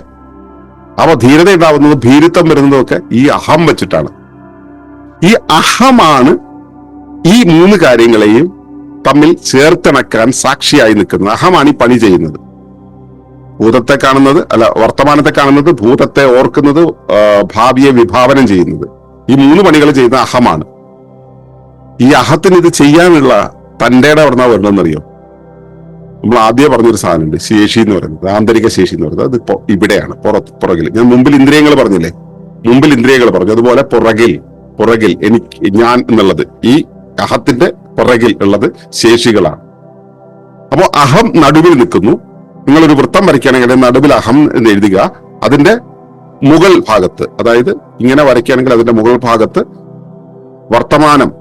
വർത്തമാനകാലത്തെ ഇന്ദ്രിയങ്ങൾ, വർത്തമാനകാലത്തെ അറിയുന്ന ഇന്ദ്രിയങ്ങൾ. ഇനി ഇടതുവശത്ത് പൂർവകാലത്തെ, കഴിഞ്ഞ കാലത്തെ അറിയുന്നത്, ഗതസ്മൃതികളെ അറിയുന്നത്, ഓർമ്മകൾ, സ്മൃതികൾ എന്ന് പറയുന്നത്. ഇനി റൈറ്റ് സൈഡില്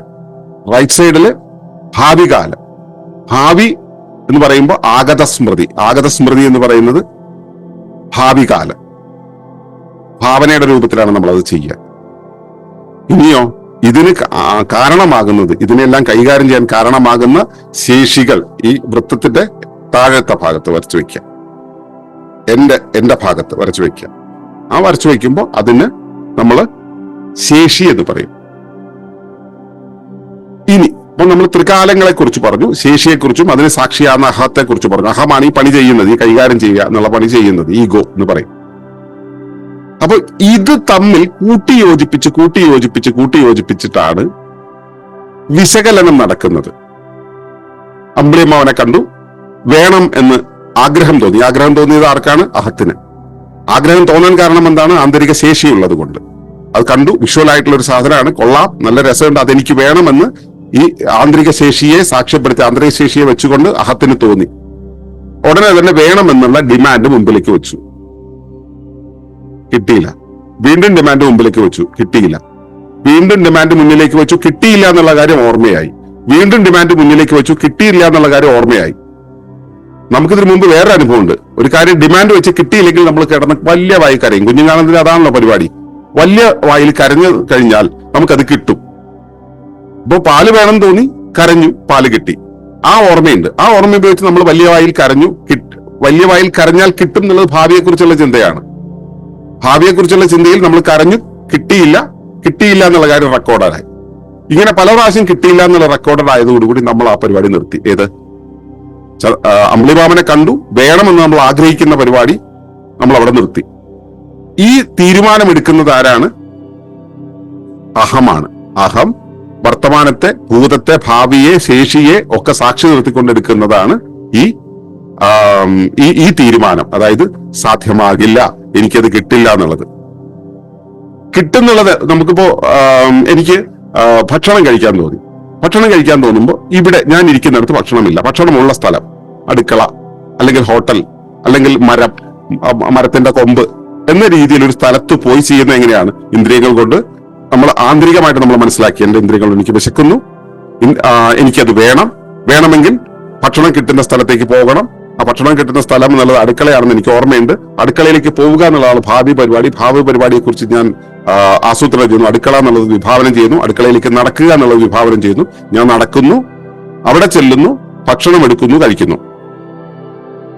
അപ്പോ എനിക്കൊരാവശ്യം ഉണ്ടാവുന്ന സമയത്ത് ആ ആവശ്യത്തെ നടപ്പിലാക്കാൻ എന്റെ ധർമ്മം എന്താണോ ആ ധർമ്മത്തെ ആധാരമാക്കി അത് കർമ്മമാക്കി മാറ്റാൻ ചെയ്യുന്ന ഈ ആസൂത്രണ പരിപാടിയുടെ പേരാണ് മനസ്സെന്നത്. അതിനുവേണ്ടി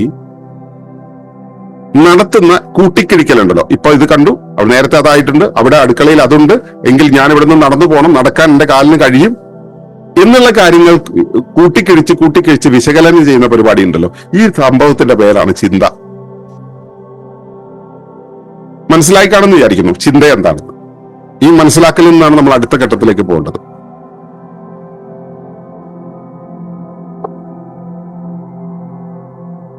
അപ്പൊ അമ്പിളിയമ്മനെ കണ്ടപ്പോ നമ്മൾ എന്താ മനസ്സിലാക്കിയത്? നമുക്കറിയില്ലായിരുന്നു. നമ്മൾ കരഞ്ഞാൽ കിട്ടും നമുക്ക് അറിയാവുന്നതുകൊണ്ട് കരഞ്ഞു, കിട്ടിയില്ല. വീണ്ടും കരഞ്ഞു, കിട്ടിയില്ല. കുറച്ചു തവണ കരഞ്ഞിട്ടും കിട്ടിയില്ല എന്ന് പറഞ്ഞപ്പോ നമുക്കൊരു കാര്യം മനസ്സിലായി, കിട്ടില്ല എന്ന്. കിട്ടാത്ത കാര്യത്തിൽ കരഞ്ഞിട്ട് കാര്യമുണ്ടോ? ഇന്ന് നിങ്ങൾ ആരെങ്കിലും അമ്പിളിയമ്മനെ കണ്ടിട്ട് വേണമെന്ന് പറഞ്ഞാൽ ആഗ്രഹിക്കാറുണ്ടോ? എന്തുകൊണ്ടാ? പക്വത വന്നു. നിങ്ങളുടെ ചിന്തയ്ക്ക് പക്വത വന്നു. കിട്ടില്ല എന്ന് നിങ്ങൾക്ക് അറിയാം, അതുകൊണ്ട് നിങ്ങളത് വിട്ടു. അമ്പിളിയമ്മാവനെ കാണുമ്പോൾ നല്ല രസമുണ്ടെന്ന് പറയും. അത് കവിഞ്ഞ് നിങ്ങൾ അമ്പിളിയമ്മാവനെ ആഗ്രഹിച്ചിരിക്കാറില്ല. അത് അറിയാനുള്ള പാകം നിങ്ങൾക്ക് വന്നു. നിങ്ങളുടെ സ്മൃതി അതിനനുസരിച്ചുള്ള പക്വതയിലേക്ക് വന്നു. നിങ്ങളുടെ സ്മൃതി അത് ഹോൾഡ് ചെയ്യുന്നതനുസരിച്ച് നിങ്ങളുടെ അഹത്തിന് ആ ബോധ്യം വന്നു. അതുകൊണ്ട് തന്നെ അമ്പിളിയമ്മാവനെ കണ്ടു കഴിഞ്ഞാൽ അമ്പിളിയമ്മാവനെ കയ്യിലേക്ക് എടുക്കുക എന്നുള്ള പരിപാടി ഭാവന ചെയ്യില്ല. ഭാവി കാലത്ത് അങ്ങനെ ഒരു കാര്യം നമ്മൾ കൊണ്ടുവരില്ല. ഈ പക്വത വന്നില്ലെങ്കിലോ കരയാൻ തോന്നും, അമ്പിളിയമ്മാവനെ കിട്ടാൻ തോന്നും, വീണ്ടും വീണ്ടും കരയാൻ തോന്നും. ഈ പക്വത വന്നില്ലെങ്കിൽ കരഞ്ഞിരിക്കും. പക്വത വന്നു കഴിഞ്ഞാൽ കരയില്ല. സിമ്പിളാണ് കാര്യം. പക്വത വന്നാൽ കരയില്ല, പക്വത വന്നില്ലെങ്കിൽ കരയും. അതായത് നമുക്ക് നമ്മുടെ ചുറ്റും നടക്കുന്ന കാര്യങ്ങളുടെ അനുഭവങ്ങളിൽ നിന്നും എന്ത് നടക്കും എന്ത് നടക്കില്ല എന്നുള്ളത് മനസ്സിലാവണം. നടക്കുന്ന കാര്യങ്ങളെ കുറിച്ച് ചിന്തിച്ചു കഴിഞ്ഞാൽ അത് നടപ്പിലാക്കാൻ പറ്റും. നടപ്പിലാകാത്ത കാര്യങ്ങളെ കുറിച്ച് ചിന്തിച്ചു കഴിഞ്ഞാൽ നടപ്പിലാക്കാൻ പറ്റില്ല. ഈ നടപ്പിലാക്കാൻ പറ്റാത്ത കാര്യങ്ങളെ വീണ്ടും വീണ്ടും വീണ്ടും ഈ കൂട്ടിക്കഴിച്ച് അത് നടപ്പിലാക്കാൻ എന്ത് വേണം എന്നുള്ളത് ആഗ്രഹിക്കുന്നതും അതിനുവേണ്ടി മെനക്കിടുന്നതും ഒക്കെയാണ് ഈ ഓവർ തിങ്കിങ് എന്ന് പറയുന്നത്. ചിന്ത കൊണ്ട് നമുക്ക് മനസ്സിലാകേണ്ട കാര്യങ്ങളെ മനസ്സിലായിട്ടില്ലെങ്കിൽ നമ്മൾ അതിന്റെ ഉള്ളിൽ വീണ്ടും വീണ്ടും വീണ്ടും ചിന്തിച്ചു പോയി വരും.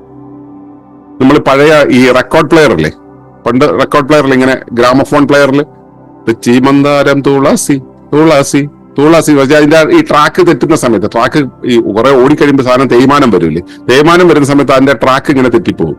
അപ്പൊ തുളസി തുളസി തുളസി എന്ന് ഇങ്ങനെ ചാടിക്കൊണ്ടിരിക്കും. അപ്പൊ നമ്മൾ എടുത്ത് മാറ്റി വെച്ച പൂമാല ചാർത്തി എന്ന് പറഞ്ഞ് ചാർത്തി ചാർത്തി ചാർത്തി എന്ന് പറഞ്ഞുകൊണ്ടിരിക്കും.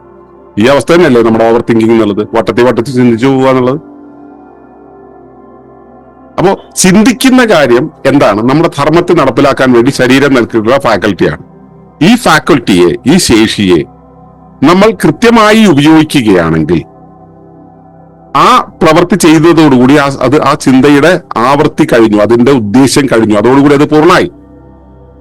അത് നടന്നിട്ടില്ലെങ്കിൽ നടന്നിട്ടില്ല എന്നുള്ള ഓർമ്മയായി.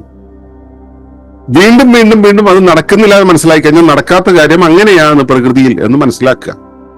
അത് മനസ്സിലാക്കി കഴിയുമ്പോൾ ലോകത്തെക്കുറിച്ചുള്ള വീക്ഷണമായി. ഈ അറിവ് സ്മൃതിയായിട്ട് അവിടെ കിടക്കുക കേട്ടോ. ഇത് നടക്കില്ല എന്നുള്ള കാര്യം സ്മൃതിയായിട്ട് അവിടെ കിടക്കുകയാണ്. അങ്ങനെ ബോധ്യമായി. ഇത് ബോധ്യമാകാത്ത ഒരാളെ സംബന്ധിച്ചിടത്തോളം അവൻ വീണ്ടും വീണ്ടും ഈ പരിപാടി നടപ്പിലാക്കാൻ വേണ്ടിയുള്ള ആസൂത്രണം, കൂട്ടിയലും കഴിക്കലും ഭാവന ചെയ്യലും ഒക്കെ നടത്തിക്കൊണ്ടിരിക്കും. ഇതാണ് ഓവർ തിങ്കിങ് എന്ന് പറയുന്നത്. സിമ്പിൾ ആയിട്ടുള്ള ആ ഒരു കാര്യമാണിത്. ഓക്കെ, ഒരു മിനിറ്റ്. നല്ല ചൂടാണ് പാലക്കാട്. അപ്പോ ഇവിടെ റെക്കോർഡിംഗ് ഉള്ളത് കൊണ്ട് ഫാൻ ഇടാൻ പറ്റില്ല. ഇപ്പൊ അതിന്റെ ചെറിയ ബുദ്ധിമുട്ടുകളുണ്ട്. അപ്പൊ ഈ ആവർത്തിച്ച് ചിന്തിക്കുന്നതാണ് ഈ അധിക ചിന്തയുടെ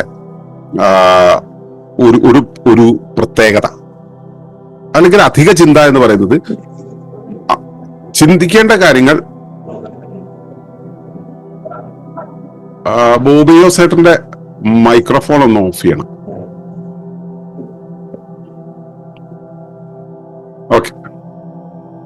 അപ്പോ അധിക ചിന്ത എന്ന് പറയുന്ന ആ കാര്യം നമ്മൾ ആവർത്തിച്ച് ചിന്തിക്കുന്നത് കൊണ്ടുവരാണ്. ഇത് ഒരു കാരണമാണ്. ഇതിന്റെ തന്നെ മറ്റൊരു മുഖമാണ് ഭാവിയിൽ എന്ത് സംഭവിക്കും, എനിക്ക് അമ്പിളിയമ്മാവനെ കിട്ടിയില്ലെങ്കിൽ ഞാൻ എന്ത് ചെയ്യും, അമ്പിളിയമ്മാവനെ കിട്ടണം എന്നുള്ളതുകൊണ്ടാണ് ഞാൻ കരഞ്ഞത്, അമ്പിളിയമ്മാവനെ കിട്ടിയില്ലെങ്കിൽ ഞാൻ എന്ത് ചെയ്യണം എന്നുള്ളത്.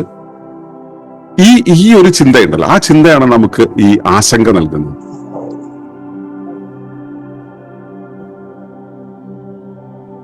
ബോബിച്ചേട്ടന്റെ മൈക്ക് വീണ്ടും വീണ്ടും ഓൺ ആവുന്നുണ്ട്, ഒന്ന് ഓഫ് ചെയ്തേക്കണേ. അതെന്താ പറ്റുന്ന വെച്ചാല് വിൻഡോ മാറിപ്പോവും. റെക്കോർഡിങ്ങില് വിൻഡോ മാറി മറ്റങ്ങോട്ടേക്ക് വരും, അതുകൊണ്ടാ. ഓക്കെ. അപ്പോ രണ്ട് കാര്യങ്ങൾ, അതായത് പഴയ കാര്യങ്ങളെ കുറിച്ച്, പണ്ടുണ്ടായ കാര്യങ്ങളെ കുറിച്ച് ആവർത്തിച്ച് ചിന്തിച്ചു കൊണ്ടിരിക്കുക എന്നുള്ളത് അധിക ചിന്തയ്ക്ക് കാരണമാകും. ഈ ട്രാക്ക് മാറുന്നത് പോലെ ചീമന്താരം തുളസി എന്ന് പറയുന്ന രീതിയിൽ ട്രാക്ക് പഴയതിലേക്ക് ചാടി പോകുന്നത്, ഇത് അധിക ചിന്തയ്ക്ക് കാരണമാകും. രണ്ടാമത്, അമ്പിളിയമ്മാവനെ കിട്ടില്ല എന്നുള്ള സത്യം നമുക്ക് മനസ്സിലായി കഴിയുമ്പോൾ ഇനി എന്ത് ചെയ്യും എന്ന് പറയുന്ന ഒരു കാര്യം, അതങ്ങനെയാണെന്ന് നമുക്ക് തീരുമാനമായി കഴിഞ്ഞു. പക്ഷെ അമ്പിളിയമ്മാവനെ കിട്ടിയില്ലല്ലോ, ഇനി എന്ത് ചെയ്യും എന്ന് പറയുന്ന ഒരു അവസ്ഥ. അപ്പൊ ഭാവിയെക്കുറിച്ചുള്ള ആശങ്ക, അപ്പോ പൂർവ്വകാലത്തെക്കുറിച്ചുള്ള ആവർത്തിച്ചുള്ള ചിന്ത, അല്ലെങ്കിൽ ഭാവിയെക്കുറിച്ചുള്ള ആശങ്ക, ഇതല്ലെങ്കിലോ വർത്തമാനത്തിലൊരു കാര്യം കണ്ടത് കൊണ്ട് പേടിച്ചു, നമ്മൾ പേടിച്ചിരിക്കുകയാണ്, വല്ലാത്തൊരവസ്ഥയിൽ ഇങ്ങനെ നിൽക്കുന്ന സമയത്ത് നമുക്കുണ്ടാവുന്ന ഒരവസ്ഥ. അപ്പോ ഈ 3 കാര്യങ്ങളെയും കൃത്യമായിട്ട് കൈകാര്യം ചെയ്യാൻ പറ്റാതെ വരുമ്പോഴാണ് ഈ ഓവർ തിങ്കിങ് ഉണ്ടാവുന്നത്. ആരാ ഓവർ തിങ്ക് ചെയ്യുന്നത്? ഈ അഹം ആണ് കേട്ടോ. അഹമാണ് സാക്ഷിയായിട്ട് ഈ ഓവർ തിങ്കിങ് എന്നുള്ള പ്രോസസ് ചെയ്യുന്നത്. മുന്നിൽ ഒരു ചെറിയ കോഴിക്കുഞ്ഞ് ഓടി വരികയാണ്. അയ്യോ ഞാൻ എന്ത് ചെയ്യും? നമ്മൾ വ്യാകുലപ്പെടുമോ? ഒരു പുലിയാണ് വരുന്നെങ്കിൽ വ്യാകുലപ്പെടും. എന്റെ ശേഷിയേക്കാളും കൂടിയതാണ്, എന്റെ ശേഷി കൊണ്ട് കൈകാര്യം ചെയ്യാൻ പറ്റുന്നതിനേക്കാളും കൂടിയതാണ് വരുന്നതെങ്കിൽ ഞാൻ വ്യാകുലപ്പെടണം. എന്റെ ശേഷിയേക്കാളും കുറഞ്ഞതാണെങ്കിൽ എനിക്കതൊരു പ്രശ്നമാകേണ്ട കാര്യമില്ല. എന്റെ ശേഷിയെക്കുറിച്ച് എനിക്ക് ബോധ്യമില്ലെങ്കിൽ അപ്പോഴും ഞാൻ വ്യാകുലപ്പെടും. ഈ വ്യാകുലപ്പെടുന്ന സമയത്തെല്ലാം തന്നെ ഈ ഓവർ തിങ്കിങ് നടക്കും. അപ്പോ വർത്തമാനകാലത്തിലുള്ള കാര്യത്തെക്കുറിച്ച് എനിക്ക് ബോധ്യമില്ല, ആ കാണുന്ന കാര്യത്തെക്കുറിച്ച് എനിക്ക് ബോധ്യമില്ല, ഓവർ തിങ്കിങ് സംഭവിക്കാം. പഴയ കാര്യങ്ങൾ, ഇപ്പോ ഒരു ആക്സിഡന്റ് ഉണ്ടായി, അല്ലെങ്കിൽ അങ്ങനെ എന്തെങ്കിലും ഒരു ചെറിയ പ്രശ്നം ഉണ്ടായി, ആ പ്രശ്നം ഉണ്ടാവുന്ന സമയത്ത് അതിനെക്കുറിച്ചുള്ള അത് നമ്മളെ ആവർത്തിച്ച് നമ്മളെ പിടിച്ചു വലിച്ചുകൊണ്ടിരിക്കുന്നുണ്ടെങ്കിൽ അത് നമ്മളെ ഓവർ തിങ്ക് ചെയ്യാൻ കാരണമാകും. അതുപോലെ തന്നെ ഫ്യൂച്ചറിൽ ഇനി എന്ത് സംഭവിക്കും എന്ന കാര്യത്തെക്കുറിച്ച് നമുക്ക് അറിയില്ലെങ്കിൽ അപ്പോഴും നമുക്ക് ഈ ഒരു അവസ്ഥ ഉണ്ടാവും. എന്റെ ശേഷിയെക്കുറിച്ച് അറിയില്ല എങ്കിൽ അപ്പോഴും ഈ വിഷാദം അല്ലെങ്കിൽ ഈ ഒരു ആങ്സൈറ്റി എന്നുള്ളൊരു അവസ്ഥ നമ്മുടെ ഉള്ളിൽ വരും. ആങ്സൈറ്റി എന്ന് വരുന്ന സമയത്ത് സ്വാഭാവികമായിട്ടും നമ്മൾ ഈ ഓവർ തിങ്കിങ്ങിലേക്ക് പോകും. ഈ ഓവർ തിങ്കിങ് ഉണ്ടാവുന്ന സമയത്ത് എന്ന് വെച്ചാൽ ഓവർ തിങ്കിങ് തന്നെ ആങ്സൈറ്റി ഉണ്ടാക്കി തരും. നമ്മൾ അധികമായി ചിന്തിക്കേണ്ട കാര്യത്തെക്കുറിച്ച് നമ്മൾ ഒരു തവണ ചിന്തിക്കേണ്ടത് ആവശ്യമാണ്. അതിനുവേണ്ടിയാണ് പ്രകൃതി നമുക്ക് ആ ശേഷി തന്നിട്ടുള്ളത്. പക്ഷെ അതിനെക്കുറിച്ച് ആവർത്തിച്ച് ചിന്തിച്ചാലോ, കൂടുതൽ തവണ അതിനെക്കുറിച്ച് ചിന്തിച്ചാലോ, അത് നമുക്ക് വിഷാദം ഉണ്ടാക്കി തരും, വ്യാകുലത ഉണ്ടാക്കി തരും. നമ്മൾ വിഷാദം എന്ന് പറയുന്നത് എന്താണ്? നമുക്ക് ആ കാര്യങ്ങൾ ചെയ്യാനുള്ള ശേഷി ഉണ്ടല്ലോ, ഒരു കാര്യം ചെയ്യാനുള്ള ശേഷി ഉണ്ടല്ലോ, ശേഷി കുറവ് നമുക്ക് വന്നു കഴിഞ്ഞാൽ അത് വിഷാദമായി മാറും. അല്ലെ, വിഷമം സംഭവിച്ചിട്ടുള്ളത് ഇപ്പോ ശ്രദ്ധിച്ചിട്ടില്ലേ? നിങ്ങളുടെ ശരീരം തളർന്നാണ് ഇരിക്കുക, കാര്യങ്ങൾ കൃത്യമായിട്ട് ചെയ്യാൻ പറ്റണമെന്നില്ല, ഒരു ശേഷിക്കുറവ് തോന്നും. അത് തന്നെയാണ് വിഷാദം എന്ന് പറയുന്നത്. അപ്പൊ ഇത് എന്നാ പിന്നെ ഞാൻ നമ്മുടെ ശരീരം തളർന്നാലും കുഴപ്പമില്ല, ഞാനത് നോക്കിയിട്ടേ ഉള്ളൂ എന്നുള്ള രീതിയിൽ നമുക്ക് അങ്ങനെ തോന്നാറില്ലേ? നമുക്ക് വയ്യാതെ കിടക്കായിരിക്കും, അപ്പോഴാണ് ആരെങ്കിലും വന്നിട്ട് എന്തെങ്കിലും പറയാം, എന്നാൽ ഞാൻ ശരിയാക്കി തരാന്ന് പറഞ്ഞാൽ നമ്മൾ എഴുന്നേറ്റ് വരില്ലേ? ആ എഴുന്നേറ്റ് വരുന്ന സാധനമാണ് മനസ്സ്. അല്ലെ, ആ ഒരു ആർജവത്തോട് എഴുന്നേറ്റത് ഈ മനസ്സ് തളരുന്നു. അപ്പൊ അധിക ചിന്ത എപ്പോഴും നമ്മളെ കൊണ്ട് എത്തിക്കുന്നത് വെച്ചാൽ ഈ വ്യാകുലതയിലേക്കാണ്, വിഷാദത്തിലേക്കാണ്, മാനസികമായിട്ടുള്ള തളർച്ചയിലേക്കാണ്. മാനസികമായിട്ട് തളർന്നു കഴിയുമ്പോൾ ഉണ്ടാവുന്ന പ്രശ്നം എന്താ? ശരീരത്തിന് തളർച്ചയായിരിക്കും. ഇതൊക്കെ നമുക്ക് റിക്കവർ ചെയ്യാൻ പറ്റുന്നത് ഉറക്കം കഴിയുമ്പോഴാണ്. അല്ലെ, ആ ഉറക്കം നഷ്ടമാകും.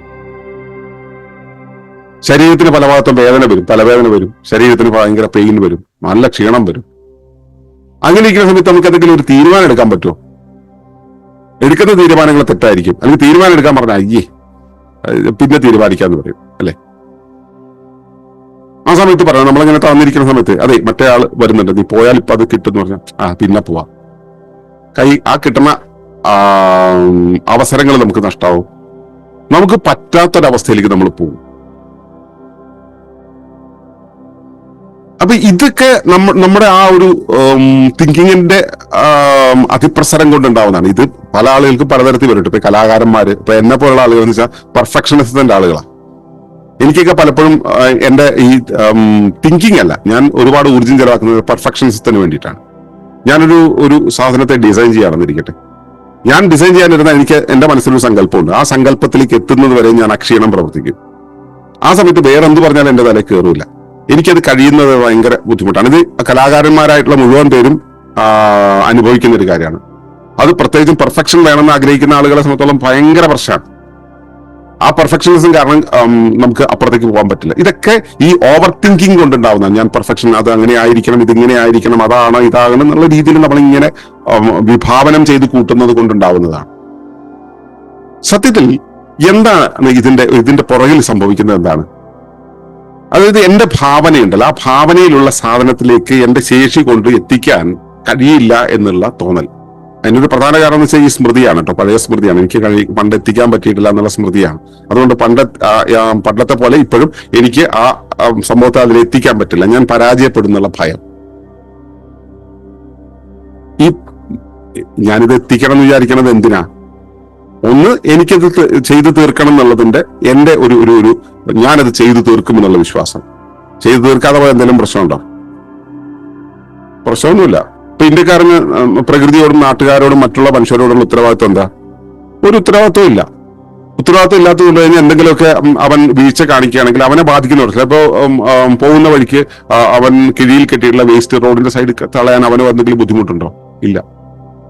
ഒരു വിദേശിയാണെങ്കിലോ അവരെ സംബന്ധിച്ച് അങ്ങനെ കളയുക എന്നുള്ളത് അവരുടെ ഐഡന്റിറ്റിയെ ചോദ്യം ചെയ്യുന്ന പോലുള്ള ഒരു കാര്യമാണ്. അങ്ങനെ അവൻ ചെയ്യില്ല, കാരണം അവന്റെ ദൗത്യമാണ്, അവന്റെ ഉത്തരവാദിത്തമാണ്. അപ്പോ ഈ അവനെ സംബന്ധിച്ചിടത്തോളം അവന്റെ ആ ഭാവി എന്നുള്ള ആ ഒരു അവസ്ഥയിൽ അവൻ നേടണം എന്ന് പറയുന്ന ആ വിജയം അത് സാധിക്കാതെ വരിക, അല്ലെങ്കിൽ ആ സമയത്ത് അവൻ അങ്ങനെ ചെയ്യണം എന്ന് പറയുന്ന, അപ്പൊ ഒരു വിദേശിയാണെങ്കിൽ അവനെ സംബന്ധിച്ചോളം വേസ്റ്റ് വെളിയിൽ കളയുക എന്നുള്ളത് അവനെ സംബന്ധിച്ചുള്ള ഒരു ബുദ്ധിമുട്ടുള്ള കാര്യമാണ്. അവന്റെ ഐഡന്റിറ്റി ചോദ്യം ചെയ്യുന്നതാണ്. ആ ഐഡന്റിറ്റി നഷ്ടമാകുന്നുള്ളൊരവസ്ഥ അത് മലയാളിക്ക് വേറെ തരത്തിലുണ്ടിട്ടുള്ളൂ. മറ്റുള്ളവരെന്തു പറയുന്നു, ഞാൻ എന്ത് ചെയ്യുമ്പോഴും മറ്റുള്ളവരെന്തു പറയും എന്ന് ചോദിക്കും. നമുക്ക് ചെയ്യാനുള്ളതാവും, പക്ഷെ നമുക്ക് മറ്റുള്ളവരെന്തു പറയും എന്നുള്ളത് ആലോചിക്കും.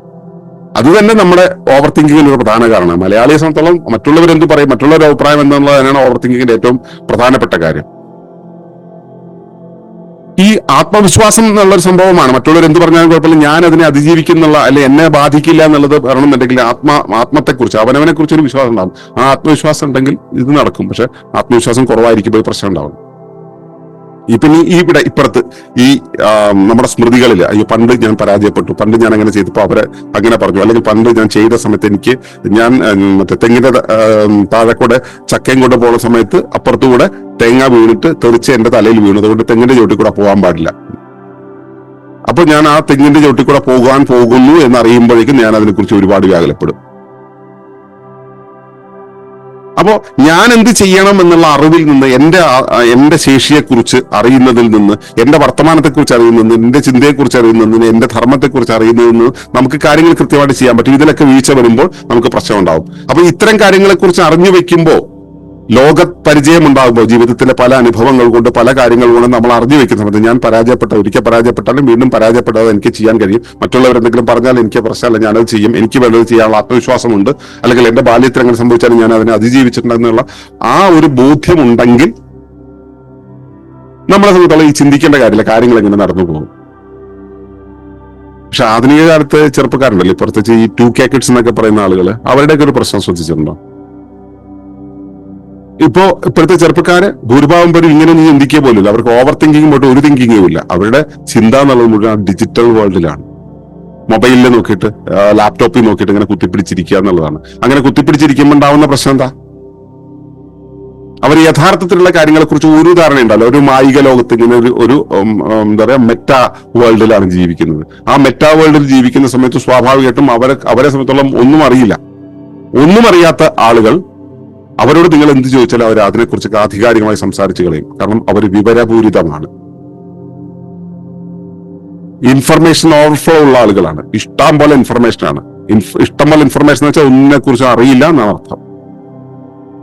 നമ്മുടെ വിചാരം അനുസരിച്ച് ഇൻഫർമേഷൻ ആണല്ലോ അറിവ്. ഇൻഫർമേഷൻ എന്നുള്ളത് ഡേറ്റയാണ്, അറിവല്ല. അറിഞ്ഞു എന്നുള്ള തോന്നലുണ്ടാക്കും, ഭ്രമകൽപ്പന ഉണ്ടാക്കും. അപ്പോ ആ ഡിജിറ്റൽ ആയിട്ടുള്ള വേൾഡ് എന്ന് പറയുന്നത് നമുക്ക് അറിഞ്ഞു എന്നുള്ള തോന്നൽ ഉണ്ടാക്കി അറിയിക്കാതെ നിർത്തണം. യഥാർത്ഥ പ്രശ്നം വരുന്ന സമയത്ത് ഇവനാകെ അന്തം വിട്ടുപോകും, എന്താ ചെയ്യേണ്ടതെന്ന് അറിയില്ല. അപ്പോ അങ്ങനെ ആ ഡിജിറ്റൽ വേൾഡിൽ ജീവിക്കുന്ന ഒരു വ്യക്തിയെ പിടിച്ചിട്ട് പച്ചയായിട്ടുള്ള ജീവിതത്തിലേക്ക് പിടിച്ചിട്ട് നോക്കൂ, വല്ലാത്തൊരു തരം വിഡ്രോവൽ സിൻഡ്രോം അവർ കാണിക്കുന്നതാണ്. അവർക്ക് വല്ലാത്തൊരു തരം മാനസിക പ്രശ്നം ഉണ്ടാവും. ഇതെല്ലാം ഓവർ തിങ്കിങ്ങിന്റെ കാരണങ്ങളായിട്ട് മാറുന്നതാണ്.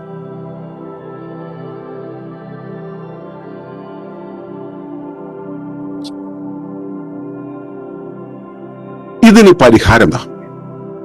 ഈ ഓവർ തിങ്കിങ് എന്നുള്ളത് മാറണമെങ്കിലുള്ള പരിഹാരം എന്താ? ഒന്ന്, ലോകം എന്താ, എങ്ങനെയാ, ഞാൻ ആരാ, എന്താ, എവിടെയാ എന്നുള്ള കാര്യങ്ങൾ നമുക്ക് ബോധ്യമുണ്ടാവണം. നമ്മൾ പലതവണ പല ക്ലാസ്സുകളിലും സംസാരിച്ചൊരു കാര്യമാണ്, ഭൂമി എന്ന് പറയുന്ന ഒരു ജീവ സംവിധാനമാണ്. ഞാൻ എന്നുള്ള ഒരു ജീവ സംവിധാനമാണ്. ഭൂമി എന്നുള്ള ജീവ സംവിധാനത്തിന്റെ ഭാഗമാണ് ഞാൻ, അല്ലേ? നമുക്കറിയാം എന്താണ് ഈ ജീവ സംവിധാനം. എന്റെ കൈക്ക് ഒരു മുറിവ് വന്നിട്ടുണ്ടെങ്കിൽ സ്വയം ഉണക്കാനുള്ള ശേഷിയാണ് എന്റെ ശരീരത്തിലെ ജീവൻ. എന്റെ ശരീരത്തെ ഈ രൂപത്തിലാക്കി തീർത്തത് ജീവനാണ്. ഈ ശരീരത്തെ ഉണ്ടാക്കിയത്, ഞാൻ എന്നുള്ള ജീവിയെ ഉണ്ടാക്കിയത്, എന്റെ ചിന്തയെ ഉണ്ടാക്കിയത്, ഈ വചനത്തെ ഉണ്ടാക്കിയത്, ഈ ഞാനിപ്പോ നിങ്ങളോട് സംസാരിച്ചുകൊണ്ടിരിക്കുന്ന ഈ ഒരു സംവിധാനം ഉണ്ടാക്കിയതൊക്കെ ജീവനാണ്. ഉണ്ടാക്കിയത് ജീവനാണെങ്കിൽ അതിനൊരു കേടുവന്നാൽ തിരുത്താനും ആ ജീവന് കഴിയും. എന്നെ ഉണ്ടാക്കിയത് ജീവനാണെങ്കിൽ എന്റെ ഉള്ളിൽ ഉണ്ടാവുന്ന കേടുപാടുകളെ മാറ്റാൻ ഈ ഭൂമിക്ക്, എന്റെ ജീവന് കഴിയും. എന്നെ ഉണ്ടാക്കിയത്, ഈ ജീവനെ ഉണ്ടാക്കിയത് വലിയ ജീവനുള്ള ഭൂമിയാണെങ്കിൽ ഭൂമിക്ക് അറിയാം, ഭൂമിയിലെ കാര്യങ്ങളെ എടുത്ത്, ഭൂമിയിലെ പ്രതിഭാസങ്ങളെ എടുത്ത്, ഭൂമിക്കകത്ത് ഇങ്ങനെ ഒരു ജീവിയെ ഉരുവാക്കിയ ഭൂമിക്കറിയാം ഇതിനെ എങ്ങനെ കൈകാര്യം ചെയ്യണമെന്ന്. എന്നെയും നിന്നെയും, നിന്നെന്ന് വെച്ചാൽ നിങ്ങൾ ഇവിടെ ഇരിക്കുന്ന ഓരോരുത്തരെയും, എന്നെയും നിന്നെയും ഈ ഒരുപോലെ ഒരു ധാരയിൽ നിർത്തി വർത്തമാനം പറയിച്ച് അങ്ങോട്ടും ഇങ്ങോട്ടും കുറെ നേരം മുഖാമുഖം ഇരുത്താൻ ശേഷിയുള്ള ഭൂമിയുണ്ടല്ലോ, ആ ഭൂമിക്കറിയാം നമുക്കിടയിൽ എന്ത് സംഭവിക്കണമെന്ന്. നമുക്കിടയിൽ എന്ത് സംഭവിച്ചാലും സംഭവിക്കാതെ പോയാലും സംഭവിപ്പിക്കേണ്ടുന്നത് എങ്ങനെയാണെന്ന് ഭൂമിക്കറിയാം. എന്ന് വെച്ചാൽ നമ്മൾ പ്രത്യേകിച്ച് ഒന്നും ചെയ്താലും ചെയ്തില്ലെങ്കിലും നടക്കേണ്ടതേ നടക്കൂ. ഭൂമിക്കറിയാം നിങ്ങളുടെ കരളിനകത്ത് രണ്ട് കോശങ്ങൾക്കിടയിൽ എന്ത് സംഭവിക്കണമോ അതാണ് സംഭവിച്ചുകൊണ്ടിരിക്കുക. നിങ്ങൾ അതിനകത്തേക്ക് മദ്യം കൂടെ കൊടുത്തുകൊണ്ടിരുന്നു എങ്കിൽ അവിടെ വേറെ ചില പ്രശ്നങ്ങൾ ഉണ്ടാവും. കൊടുക്കുന്നത് ആരാ? നിങ്ങൾ. അവിടെ എന്ത് സാഹചര്യം വന്നാലും ആ സാഹചര്യത്തെ കൈകാര്യം ചെയ്യാന്നുള്ളത് മറ്റേ കരളിലെ കോശങ്ങൾ ചെയ്തുകൊണ്ടിരിക്കും. നിങ്ങൾ ആവർത്തിച്ച് അതിന് പ്രശ്നം കൊടുക്കുന്ന സമയത്ത് ചിലപ്പോൾ കരളിന് കാര്യങ്ങൾ കൈകാര്യം ചെയ്യാൻ പറ്റാതെ വരും. അപ്പൊ അത് അടുത്തൊരു ഒരു സാധ്യതയിലേക്ക് പോകും. ശരിയാ. പക്ഷേ അവിടെ എന്ത് ചെയ്യണം എന്നുള്ളത് കരളിന് അറിയാം. എന്റെ ശരീരത്തിന് എന്ത് ചെയ്യണം എന്നുള്ളത് എന്റെ ശരീരത്തിന് അറിയാം. ഈ പ്രകൃതിയിൽ എന്ത് ചെയ്യണം എന്നുള്ളത് പ്രകൃതിക്ക് അറിയാം. ഇതെല്ലാം സ്വാഭാവികമായി സംഭവിച്ചുകൊണ്ടിരിക്കുന്നതാണ്. നമുക്കിതിനകത്ത് പ്രത്യേകിച്ച് റോളൊന്നുമില്ല. നമ്മൾ എന്ത് ചെയ്തിട്ടും കാര്യമില്ല. ഇതിങ്ങനെ വൃത്തിയായിട്ട് നടന്നുകൊണ്ടിരിക്കുന്നു. ഈ വൃത്തിയായി നടന്നുകൊണ്ടിരിക്കുന്ന സംവിധാനത്തിൽ ഞാൻ കയറി എന്തെങ്കിലും ചെയ്തുണ്ടാക്കേണ്ട കാര്യമുണ്ടോ? ചെയ്താൽ സാധിക്കുമോ? ഇക്കാര്യം നമുക്ക് അറിയുന്നുണ്ടെങ്കിൽ, അതായത് ഞാൻ വിചാരിച്ചാൽ ചില കാര്യങ്ങൾ, ഇപ്പോ ബോസ്നിയയിലെ കലാപം, സൊമാലിയയിലെ എന്താ പറയാ ദാരിദ്ര്യം, ഞാൻ വിചാരിച്ചാൽ മാറും. ഞാൻ ചെറുപ്പത്തില് സൊമാലിയയിൽ ദാരിദ്ര്യമാണെന്ന് പറഞ്ഞ് കരഞ്ഞിട്ടുണ്ട്. കുറെ നാളുകൾ ഞാൻ വ്യാകുലപ്പെട്ടിരുന്നുണ്ട്. എന്റെ സുഹൃത്തുക്കളായ ചില ആളുകൾക്ക് ഭക്ഷണമൊന്നും ഇല്ലാതെ, ഞാനൊക്കെ ഒരു അരനൂറ്റാണ്ട് മുമ്പ് ജനിച്ച ആളാണ്. അപ്പോ ആ കാലത്ത് എന്റെ കൂട്ടുകാരിൽ പലർക്കും ഭക്ഷണമൊന്നുമില്ല. ഭക്ഷണമില്ലാത്ത അവരുടെ ജീവിതം കണ്ടിട്ട് ഞാൻ വ്യാകുലപ്പെട്ടിട്ടുണ്ട്. അന്ന് ഞാൻ എടുത്ത തീരുമാനമാണ് മണിലെസ് ലിവിംഗ് എന്നുള്ളത്. ഇന്ന് സ്വകാര്യ സ്വത്തില്ലാതെ ജീവിക്കുന്നത് അന്ന് ഞാൻ എടുത്ത ഒരു വാക്കിന്റെ പുറത്താണ്. സത്യത്തിൽ ഞാൻ വിചാരിച്ചാൽ അവരുടെ പ്രശ്നങ്ങൾ മാറുമോ? ആ മാറാൻ വേണ്ടിയിട്ടാണ്, അവരുടെ പ്രശ്നങ്ങൾ മാറ്റാൻ വേണ്ടിയിട്ടാണ് നമ്മൾ ഗ്രാമപദ്ധതി, ഇക്കോ വില്ലേജ്, സ്വാശ്രയ ഗ്രാമം എന്നൊക്കെ പറഞ്ഞ് ഇറങ്ങി തിരിച്ചത്. ഇപ്പോ ഞാൻ ആരെ കണ്ട് വ്യാകുലപ്പെട്ടോ അവരൊക്കെ നല്ല വമ്പൻ വാർപ്പ് വീടൊക്കെ കെട്ടി വാഹനങ്ങളൊക്കെ ആയി വലിയ ബാങ്ക് ബാലൻസ് ഒക്കെ ആയിട്ട് അവരിങ്ങനെ ജീവിക്കുന്നുണ്ട് കേട്ടോ. കാരണം അവര് പോയത് വേറൊരു വഴിയാ. അവര് അടുത്ത ലോക്ക്ഡൌണിലേ നിൽക്കുള്ളൂ. അതുവരെ ഇങ്ങനെ പോയിക്കൊണ്ടിരിക്കും. ഞാൻ അവരെ കുറിച്ച് വ്യാകുലപ്പെട്ടിട്ട് വല്ല കാര്യമുണ്ടോ? അവർക്ക് ഓരോരുത്തർക്കും ഈ കഴിക്കാനുള്ള വായും അത് നിറയ്ക്കാനുള്ള വയറുമല്ലാതെ അതിന് വേണ്ടുന്ന കാര്യങ്ങൾ ചെയ്ത് ആർജവം ഉണ്ടാക്കി വേണ്ടുന്ന വീടും വാഹനങ്ങളും എല്ലാം ഉണ്ടാക്കാം. വീടും വാഹനമാണ് എസെൻഷ്യൽ ഫാക്ടർ എന്ന് വെച്ചാൽ അല്ല കേട്ടോ. എന്നാലും വീടും വാഹനവും ഒക്കെ ഉണ്ടാക്കാൻ പാകത്തിലുള്ള കയ്യും കാലും തലയും ഒക്കെ അവർക്ക് കൊടുത്തിട്ടുണ്ട്. പ്രകൃതി അവരെ ഉണ്ടാക്കിയിട്ടുള്ളത് കൃത്യമായി പ്രവർത്തിക്കാൻ പാകത്തിലാണ്. അവർ ആ പൂജ്യത്തിൽ നിന്നും ഉണർന്ന് എഴുന്നേറ്റ് വന്ന് അവർ ജീവിച്ചു തുടങ്ങി. അവരെ കണ്ട് ശീലിച്ചത് കൊണ്ട് എന്റെ സ്മൃതിയിൽ എന്താ, പാവങ്ങൾ, ദരിദ്രർ ഉണ്ടാകാൻ പാടില്ല, അതിനുവേണ്ടി ഞാൻ പുതിയൊരു വ്യവസ്ഥ ഉണ്ടാക്കണം എന്ന് ഞാൻ ചിന്തിച്ചു. ഞാൻ ആ സ്മൃതികളിൽ കിടന്നു. അവരോ അവരുടെ ആർജവം കൊണ്ട് പ്രവർത്തിച്ച് മുന്നോട്ട് പോയി. അവർ ഇന്നത്തെ അവസ്ഥയിൽ, കൺസ്യൂമറിസത്തിന്റെ അവസ്ഥയിൽ വെൽ സെറ്റിൽഡായി അവർ ജീവിക്കുന്നു. ഞാൻ വ്യാകുലപ്പെട്ടിട്ട് വല്ല കാര്യമുണ്ടോ? ഞാൻ വ്യാകുലപ്പെട്ടിട്ട് കാര്യമില്ലാത്ത കാര്യത്തിന് വേണ്ടി വ്യാകുലപ്പെട്ട് ഞാൻ ചെലവാക്കിയത് 43 വർഷങ്ങളാണ്. വല്ല കാര്യമുണ്ടോ? ഓവർ തിങ്കിങ് അല്ലേ? പക്ഷെ ഞാൻ തിങ്ക് ചെയ്തത് ഓവർ തിങ്കിങ് ആണ്. പക്ഷെ ഞാൻ തിങ്ക് ചെയ്യുന്ന വെച്ച് കഴിഞ്ഞാൽ ഇതിന്റെ കാരണം എന്താണ്, ഇതിന്റെ ബേസ് എന്താണ്, ഇതിന് ശാശ്വത പരിഹാരം എന്ന് വെച്ചാൽ ഇവർ കാണാത്ത വേറൊരു മുഖമുണ്ട്. ഈ ദാരിദ്ര്യത്തിനും ഈ അസമത്വത്തിനൊക്കെ വേറൊരു മുഖമുണ്ട്. ആ മുഖം കൈകാര്യം ചെയ്യണമെങ്കിൽ എന്ത് വേണം? സസ്റ്റൈനബിൾ ആയിട്ടുള്ള ലിവിങ് വേണം. ആ സസ്റ്റൈനബിൾ കമ്മ്യൂണിറ്റി വേണം എന്നുള്ള രീതിയിൽ ദാർശനികമായ മറ്റൊരു പശ്ചാത്തലത്തിലേക്ക് ഞാൻ പോയി. അത് എന്റെ നിയോഗമായതുകൊണ്ട് ഞാൻ ആ വഴി പോയി. പക്ഷെ ഞാൻ ഇതിനെക്കുറിച്ച് വ്യാകുലപ്പെട്ടിട്ട് കാര്യമുണ്ടോ? ഇല്ല. നടക്കേണ്ടതാണ് നടക്കുക. അപ്പോ നടക്കേണ്ടത് നടക്കും എന്നുള്ള ആ പ്രാകൃതിക സംവിധാനം, പ്രകൃതിയുടെ സംവിധാനത്തിൽ, സാമൂഹിക ചുറ്റുപാടിൽ ഞാൻ അതിനെക്കുറിച്ച് വ്യാകുലപ്പെടാതിരിക്കുക എന്നുള്ളതല്ലേ ഓവർ തിങ്കിങ് ഇല്ലാതിരിക്കാൻ വേണ്ടത്. അപ്പോ എന്റെ ചുറ്റും എന്ത് നടന്നാലും നടന്നില്ലെങ്കിലും ഞാൻ ഇതെല്ലാം ഭംഗിയായി സംഭവിക്കും. അമ്പിളിയമ്മാവനെ പിടിക്കാൻ എനിക്ക് കഴിയില്ല, അതെനിക്ക് മനസ്സിലാവണം. എന്റെ മനസ്സിനെ ആ വഴിക്കും ഈ വഴിക്കും ഇട്ടിട്ട് കാര്യമില്ല. ഞാൻ അധികമായി ഒന്നും വ്യാകുലപ്പെടേണ്ട കാര്യമില്ല. എല്ലാം കൃത്യമായിട്ട് നടക്കും എന്നുള്ളത്. ഞാൻ എന്തെങ്കിലും ചെയ്താലും നടക്കും, ചെയ്തില്ലെങ്കിലും നടക്കും. അപ്പം ചെയ്യാതിരുന്നാ പോലെ തലകുത്തി നിൽക്കേണ്ട കാര്യമില്ല ഇവിടെ എന്നും നമ്മൾ മനസ്സിലാക്കിയാൽ വളരെ ഈസി ആയിട്ട് കാര്യങ്ങൾ നടക്കും. അപ്പൊ ഇതില് ഈ ഓവർ തിങ്കിങ് നമുക്കൊരു പ്രശ്നമായിട്ട് വരുന്നത്, നമുക്ക് ഉറക്കം നഷ്ടപ്പെടുന്നു, അല്ലെങ്കിൽ നമ്മുടെ ശരീരത്തിന് ക്ഷയം തോന്നുന്നു, ഇങ്ങനെയുള്ള കാര്യങ്ങളൊക്കെ വരുമ്പോഴാണല്ലോ. സത്യത്തിൽ ഈ ഓവർ തിങ്കിങ് എന്നുള്ളതൊരു പ്രശ്നമാകുന്നുണ്ട്. ഈ പ്രശ്നത്തിന് കാരണത്തിന് വലിയ പ്രസക്തി ഇല്ല എന്നാണ് ഞാൻ പറഞ്ഞത്. പക്ഷെ ഓവർ തിങ്കിങ് വരുന്നുണ്ടെങ്കിൽ മാറ്റിയല്ലേ പറ്റുള്ളൂ. അപ്പൊ അതിനെന്താ ചെയ്യേണ്ടത്? ആദ്യം വേണ്ടത് ചില ഓവർ തിങ്കിങ് ഉണ്ട് എന്നുള്ളത് മനസ്സിലാക്കുക എന്നുള്ളതാണ്. ഞാൻ ആവശ്യമില്ലാതെ വ്യാകുലപ്പെടുന്നുണ്ട് എന്ന് മനസ്സിലാക്കുക, അത് ഐഡന്റിഫൈ ചെയ്യുക എന്നുള്ളത് തന്നെയാണ് ആദ്യം വേണ്ടത്. അത് കൃത്യമായിട്ട് ബോധ്യപ്പെട്ട് കഴിഞ്ഞാൽ പിന്നെ കുറച്ചുകൂടെ എളുപ്പമായി, കാര്യങ്ങൾ കുറച്ചുകൂടെ എളുപ്പമായി. അപ്പോ ഓവർ തിങ്കിങ് പുറകെ എന്റെ തിങ്കിങ്ങിനെ എങ്ങനെ വിട്ടുപോകാതിരിക്കുക. അപ്പൊ ഞാൻ ഇന്ദ്രിയങ്ങൾ കൊണ്ട് എന്താ കാണുന്നത്? ഞാനിപ്പോ കാണുന്നു. ആ കാണുന്ന സാധനം എന്താ? പ്രകൃതി ഇപ്പോൾ എനിക്ക് തരുന്ന ചില സൂചനകളാണ്. ഈ സൂചനകളെ ഈ ഭൂതകാലത്തിൽ വെച്ചിട്ടുള്ള അനുഭവം വെച്ച് എങ്ങനെയാണ് കൈകാര്യം ചെയ്യുന്നത്? ഞാൻ അതിനെ നിരീക്ഷിക്കുന്നു. ആരാ നിരീക്ഷിക്കുന്നത്? സാധാരണ രീതിയിൽ അഹമാണ് നിരീക്ഷിക്കുന്നത്. ഈ അഹത്തിന്റെ തന്നെ പുറത്തു നിന്നിട്ട് നമ്മൾ അടുത്ത നിരീക്ഷണം നടത്തുന്നു. ഞാൻ മനസ്സിലാക്കി ഓവർ തിങ്കിങ് എന്ന് പറയുന്ന പരിപാടി ഇങ്ങനെയാണെന്ന് ഒളിമ്പസിന്റെ പരിപാടി പോയപ്പോൾ ഞാൻ കേട്ടു. അതുകൊണ്ട് ഇപ്പൊ എന്റെ ഇന്ദ്രിയമാണ് പ്രവർത്തിക്കുന്നത്, ആ ഇന്ദ്രിയം പ്രവർത്തിച്ചു. ഇതിപ്പോഴെ എന്റെ ഓർമ്മയിൽ നിന്ന് ഞാൻ പഴയ സാധനത്തെ എടുത്തു. ഓക്കെ, ഇനി ഭാവിയെ കുറിച്ച് ഞാനിപ്പോ ആസൂത്രണം ചെയ്ത് ആശങ്കപ്പെടും. വേണ്ട, അതിന്റെ ആവശ്യമില്ല. എനിക്കിതിനെ അതിജീവിക്കാൻ പറ്റും. പിന്നെ ഞാൻ ഇതിനെ വ്യാകുലപ്പെടുന്നത്? അല്ലെങ്കിൽ എനിക്കിതിനകത്ത് ശേഷിയുണ്ട്, അല്ലെങ്കിൽ എനിക്ക് ശേഷിയില്ല. ശേഷിയില്ലെങ്കിൽ പിന്നെ ഞാൻ ചെയ്തിട്ട് കാര്യമില്ലല്ലോ. അപ്പോഴും ഇതുകൊണ്ട് കാര്യമില്ല. ഇതിനു മുമ്പുണ്ടായ പ്രശ്നങ്ങളെല്ലാം ഞാൻ പരിഹരിച്ച് തീർത്തിട്ടാണോ ഞാൻ ഇവിടെ വരെ എത്തിയത്? അല്ല, ഞാൻ പരിഹരിക്കാനും തീർക്കാനൊന്നും ഞാൻ വിചാരിച്ച പോലെ നടന്നിട്ടില്ല. പക്ഷെ പ്രശ്നങ്ങളെല്ലാം സോൾവ് ആയിട്ടുണ്ട്. ശരിയല്ലേ? നിങ്ങളുടെ ജീവിതത്തിൽ അങ്ങനെ തന്നെയല്ലേ? നിങ്ങൾ ഉണ്ടാക്കിയത് കൊണ്ടാണ് അവിടുത്തെ പ്രശ്നങ്ങളൊക്കെ തീർന്നത്. ലോകം മുഴുവൻ ഈ ഇവിടുത്തെ പ്രശ്നങ്ങളെല്ലാം തീർന്നത് മറ്റെന്തെങ്കിലും കാരണങ്ങൾ കൊണ്ടാണ്, അല്ലെങ്കിൽ നിങ്ങളുടെ ഇടപെടൽ കൊണ്ടാണോ? അല്ല. പുതിയ പ്രശ്നങ്ങൾ ഉണ്ടാകുന്നു, പഴയ പ്രശ്നങ്ങൾ തീരുന്നു. ഇത് ലോകത്തിന്റെ ഒരു മാറ്റമാണ്. ഇതിങ്ങനെ സ്വാഭാവികം സംഭവിക്കുക. അത് നിങ്ങൾ ഇടപെട്ടിട്ട് പ്രത്യേകിച്ച് കാര്യമൊന്നുമില്ല. അപ്പൊ നിങ്ങൾ ഇവിടെ ചെയ്യേണ്ടത് വെച്ചാൽ ഇതിനെ വ്യാകുലപ്പെട്ടിട്ട് കാര്യമില്ല എന്നുള്ളത് മനസ്സിലാക്കുക. ഓവർ തിങ്കിങ് ഉണ്ടെന്നുള്ളത് മനസ്സിലാക്കുക, വ്യാകുലപ്പെട്ടിട്ട് കാര്യമില്ലെന്ന് മനസ്സിലാക്കുക. ഇനിയോ ഈ ഓവർ തിങ്ക് ചെയ്ത് ശീലിച്ച ആ മനസ്സിനെ കുറച്ച് ശാന്തപ്പെടുത്തുക എന്നുള്ളതാണ് ചെയ്യേണ്ടത്. ആ ശാന്തമാക്കാൻ നമ്മൾ എന്താണ് ചെയ്യേണ്ടത്? ശാന്തമാക്കാൻ ചെയ്യേണ്ട പ്രധാനപ്പെട്ട കാര്യം എന്ന് പറയുന്നത്, ഒന്ന്, നമ്മൾ മൈൻഡ്ഫുൾ ആയിരിക്കുക എന്നുള്ളതാണ്. വർത്തമാനത്തിലായിരിക്കുക. ഭൂതകാലത്തെ നമ്മൾ വെറുതെ വ്യാകുലപ്പെടാതിരിക്കുക. ഭാവിയെ നമ്മൾ ബിൽഡ് ചെയ്തിട്ട് കാര്യമില്ല. വരാനുള്ളതേ വരും. അതിന് നമുക്ക് പ്രത്യേകിച്ചൊന്നും ചെയ്യാനൊന്നും കഴിയില്ല. നമുക്ക് വിഭാവനം ചെയ്യാം, ചില കാര്യങ്ങൾ വേണം എന്നുള്ള രീതിയിൽ വിഭാവനം ചെയ്യാം. അത് വർത്തമാനകാലത്തിൽ എന്ന രീതിയിൽ വിഭാവനം ചെയ്ത് നമ്മൾ അതിലേക്ക് നീങ്ങിച്ചെല്ലും. അതാണ് ലോ ഓഫ് അട്രാക്ഷന്റെ അടിസ്ഥാനം. അപ്പൊ ആ വഴിക്ക് നമുക്ക് പോകാം. അതിനുവേണ്ടി നമ്മൾ ആദ്യം ചെയ്യേണ്ടത് വർത്തമാനത്തിൽ ജീവിക്കുക എന്നുള്ളതാണ്. വർത്തമാനത്തിൽ നിരന്തരമായി സംഭവിക്കുന്ന ഈ കൺമുമ്പിൽ കൂടെ നടക്കുന്ന ഈ മൊബൈൽ നോക്കുമ്പോൾ കാണുന്ന കാഴ്ചകൾ, അല്ലെങ്കിൽ നമ്മുടെ കൺമുമ്പിൽ കൂടെ പോകുന്ന വഴി കൂടെ പോകുന്ന ആളുകളൊന്നുമല്ല.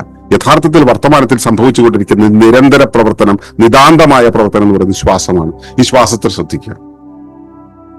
ഏത് സമയത്തും നിങ്ങൾക്ക് ഓവർ തിങ്കിങ് ഓവർ തിങ്കിങ് വരുന്നു എന്ന് തോന്നുന്ന നിമിഷം, സ്ഥിരമായിട്ടുള്ളത്, ശാശ്വതമായിട്ടുള്ളത്, എന്നും ഉള്ളത്, നിങ്ങൾ ഉള്ളത്രയും കാലം നിൽക്കുന്നത്, ഉള്ളത്രയും കാലം നിലനിൽക്കുന്നതായിട്ടുള്ള ഒന്നാണ് പ്രാണചാലനം എന്ന് പറയുന്നത്. ആ പ്രാണചാലനത്തെ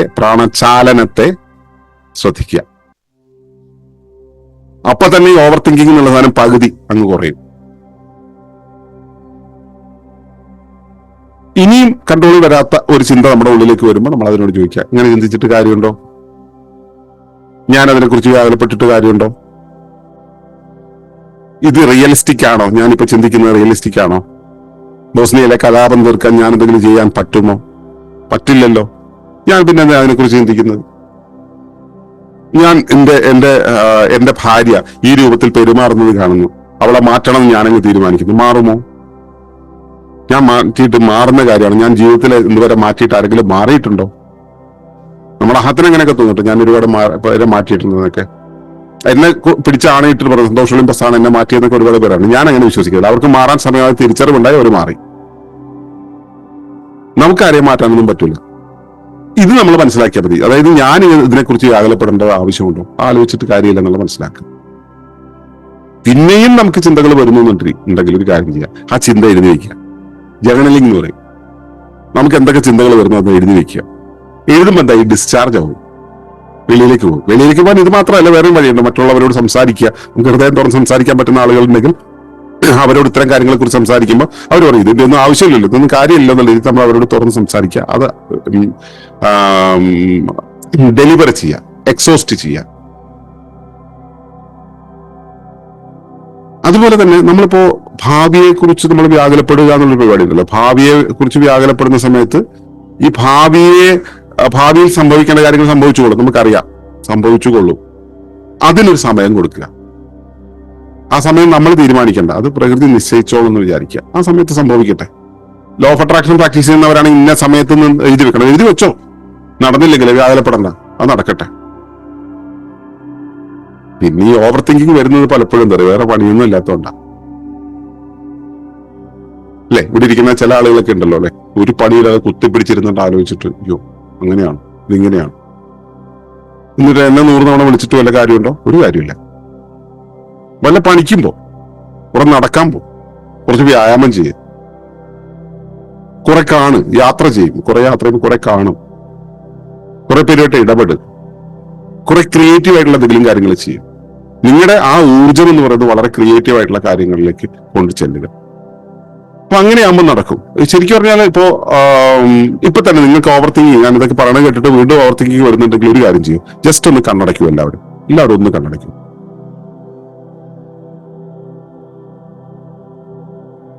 എന്നിട്ട് ഒരു 10 സെക്കൻഡ് സമയം എടുത്തിട്ട് ശ്വാസത്തെ പതുക്കെ ഉള്ളിലേക്ക് എടുക്കുക.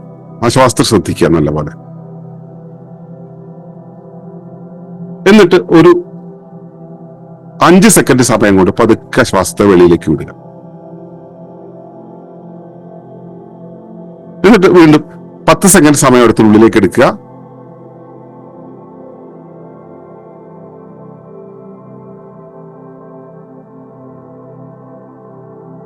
അഞ്ച് സെക്കൻഡ് സമയം കൊണ്ട് വെളിയിലേക്ക് വിടുക. ഇനി ചെറിയൊരു മാറ്റം, വീണ്ടും 10 സെക്കൻഡ് സമയം കൊണ്ട് ഉള്ളിലേക്ക് എടുക്കുക. ഒരു 3 സെക്കൻഡ് ഹോൾഡ് ചെയ്യുക.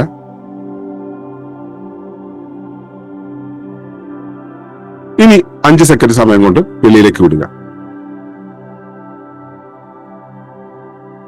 ഇനി പതുക്കെ കണ്ണും തുറക്കും.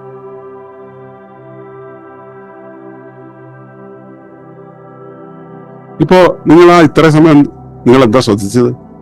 നിങ്ങളുടെ ശ്വാസത്തെ ശ്രദ്ധിച്ചതല്ലേ? ശ്വാസത്തിന് എണ്ണം പിടിക്കുന്നതല്ല ശ്രദ്ധിച്ചത്. ഇതുവരെ ചിന്തിച്ചുകൊണ്ടിരുന്ന കാര്യങ്ങളൊക്കെ വിട്ടില്ലേ? ഇത്ര സിമ്പിളാണ് ഈ ഓവർ തിങ്കിങ്ങിനെ കൈകാര്യം ചെയ്യാൻ. മനസ്സിലാക്കുക, ഈ ഓവർ തിങ്കിങ് എന്നുള്ളത് നാച്ചുറലാണ്. അതിന് ഓവറായിട്ട് തിങ്ക് ചെയ്യുക എന്നുള്ളത് നമുക്ക് കാര്യങ്ങളുടെ ഒരു കിടപ്പോശ അറിയാത്തത് കൊണ്ടാണ്. കിടപ്പോശ അറിഞ്ഞാൽ നമുക്ക് 2 കാര്യങ്ങൾ മനസ്സിലാവും. നമുക്ക് അറിയുന്ന കാര്യങ്ങൾ എങ്ങനെയൊക്കെ നടക്കുക, അറിയാത്ത കാര്യങ്ങൾ എങ്ങനെ നടക്കുന്ന അറിയില്ല, നീ വ്യാകുലപ്പെട്ടിട്ട് കാര്യമില്ല, അതെങ്ങനെ പൊക്കോളും.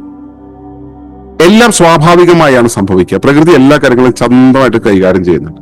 അതിനകത്തേക്ക് നിന്നുകൊടുത്താൽ മാത്രം മതി. നമ്മൾ അതിന്റെ കൂടെ നമ്മൾ നിന്നുകൊടുത്താൽ മാത്രം മതി. എപ്പോഴെങ്കിലും ഈ ഒരു ചെറിയ ബുദ്ധിമുട്ടുണ്ടാവുന്ന സമയത്ത് ഇരുന്ന് ശ്വാസത്തെ ശ്രദ്ധിച്ചിരിക്കുക. ഞാൻ ഈ പറഞ്ഞ കാര്യം 3 പ്രാവശ്യത്തിന് പകരം 30 പ്രാവശ്യം ചെയ്യുക. അതങ്ങ് സബ്സൈഡ് ചെയ്തോളും. ചെയ്യുന്ന കാര്യങ്ങളിലായിരിക്കുക, നമ്മൾ കർമ്മങ്ങളിലായിരിക്കുക, നമ്മൾ ഇരുന്ന് ചിന്തിക്കാൻ സമയം വിട്ടുകൊടുക്കാതിരിക്കുക. ഇതൊന്നും പറ്റിയില്ലെങ്കിലോ മിണ്ടാതിരിക്കുന്ന സമയത്ത് ചിന്തകൾ വരും. ചിന്ത വരുമ്പോൾ ഇവൻ എങ്ങനെയാ ചിന്തിക്കുന്നു എന്നുള്ളത് മാത്രം നോക്കിക്കൊണ്ടിരിക്കുക. Thinking about thinking. നമ്മൾ എങ്ങനെ ചിന്തിക്കുന്നു എന്നതിനെ കുറിച്ച് ചിന്തിച്ചാൽ മതി. ഇരുന്ന് പരമ ബോറായിരിക്കും ആ ചിന്തയ്ക്ക്. ഏത് ചിന്തയ്ക്ക്? നമ്മൾ ചിന്തിച്ചു തുടങ്ങി, അയ്യോ അതെന്ത് ചെയ്യുന്നു, ആ ചിന്തയുണ്ടല്ലോ. ആ ചിന്ത വരുന്ന സമയത്ത് അതെങ്ങനെ ചിന്തിക്കുന്നു നിങ്ങളൊന്ന് ചിന്തിച്ചു നോക്ക്. ഞാൻ എന്റെ ചിന്തകൾ ഏത് വഴിക്കാ പോകുന്നതെന്ന് വെറുതെ ചിന്തിച്ചു നോക്ക്. ഞാൻ അധിക ചിന്ത അവിടെ ഇങ്ങനെ അതിന് ബോറടിച്ചിട്ട് അവിടെ ഇരിക്കും, അധികമൊന്നും ചെയ്യാതെ. അങ്ങനെ നിങ്ങൾ എത്തിച്ചേരുന്ന ഒരു സ്ഥലത്തിന്റെ പേരാണ് ധ്യാനം. അത് സംഭവിക്കും. അല്ലാതെ ഇതിന് നമ്മൾ വ്യാകുലപ്പെട്ടിട്ട് കാര്യമൊന്നുമില്ല. ഓവർ തിങ്കിങ് എന്നുള്ളത് നമുക്ക് ജന്മനാ കിട്ടിയ ഒരു ഫാക്കൽറ്റിയാണ്. ആ ഫാക്കൽറ്റി കൂടുതൽ ഉപയോഗിക്കുന്നു, ക്രമം തെറ്റി ഉപയോഗിക്കുന്നത് മാത്രമേ ഉള്ളൂ. ഒന്ന് ക്രമപ്പെടുത്തിയാൽ ശരിയാവുന്ന കാര്യമുള്ളൂ, ശ്വാസം ശ്രദ്ധിച്ചാൽ തീരാവുന്ന കാര്യമുള്ളൂ. അതിന് വ്യാകുലപ്പെടാതിരിക്കുക. അപ്പോ ഇനി വ്യാകുലപ്പെടാതെ നിങ്ങൾ നിങ്ങളുടെ ജീവിതത്തെ കൃത്യമായിട്ട് മുമ്പോട്ട് കൊണ്ടുപോകുന്നതാണ് എന്റെ പ്രതീക്ഷ. അതിൽ കൂടുതൽ കാര്യങ്ങൾ അറിയണമെന്നുണ്ടെങ്കിൽ ചോദിക്കുക തന്നെ വേണം. ആ ചോദ്യങ്ങളിലേക്ക് നിങ്ങളെ ക്ഷണിച്ചുകൊണ്ട് ഞാൻ ഈ അവതരണം അവസാനിപ്പിക്കുകയാണ്. നന്ദി, നമസ്കാരം.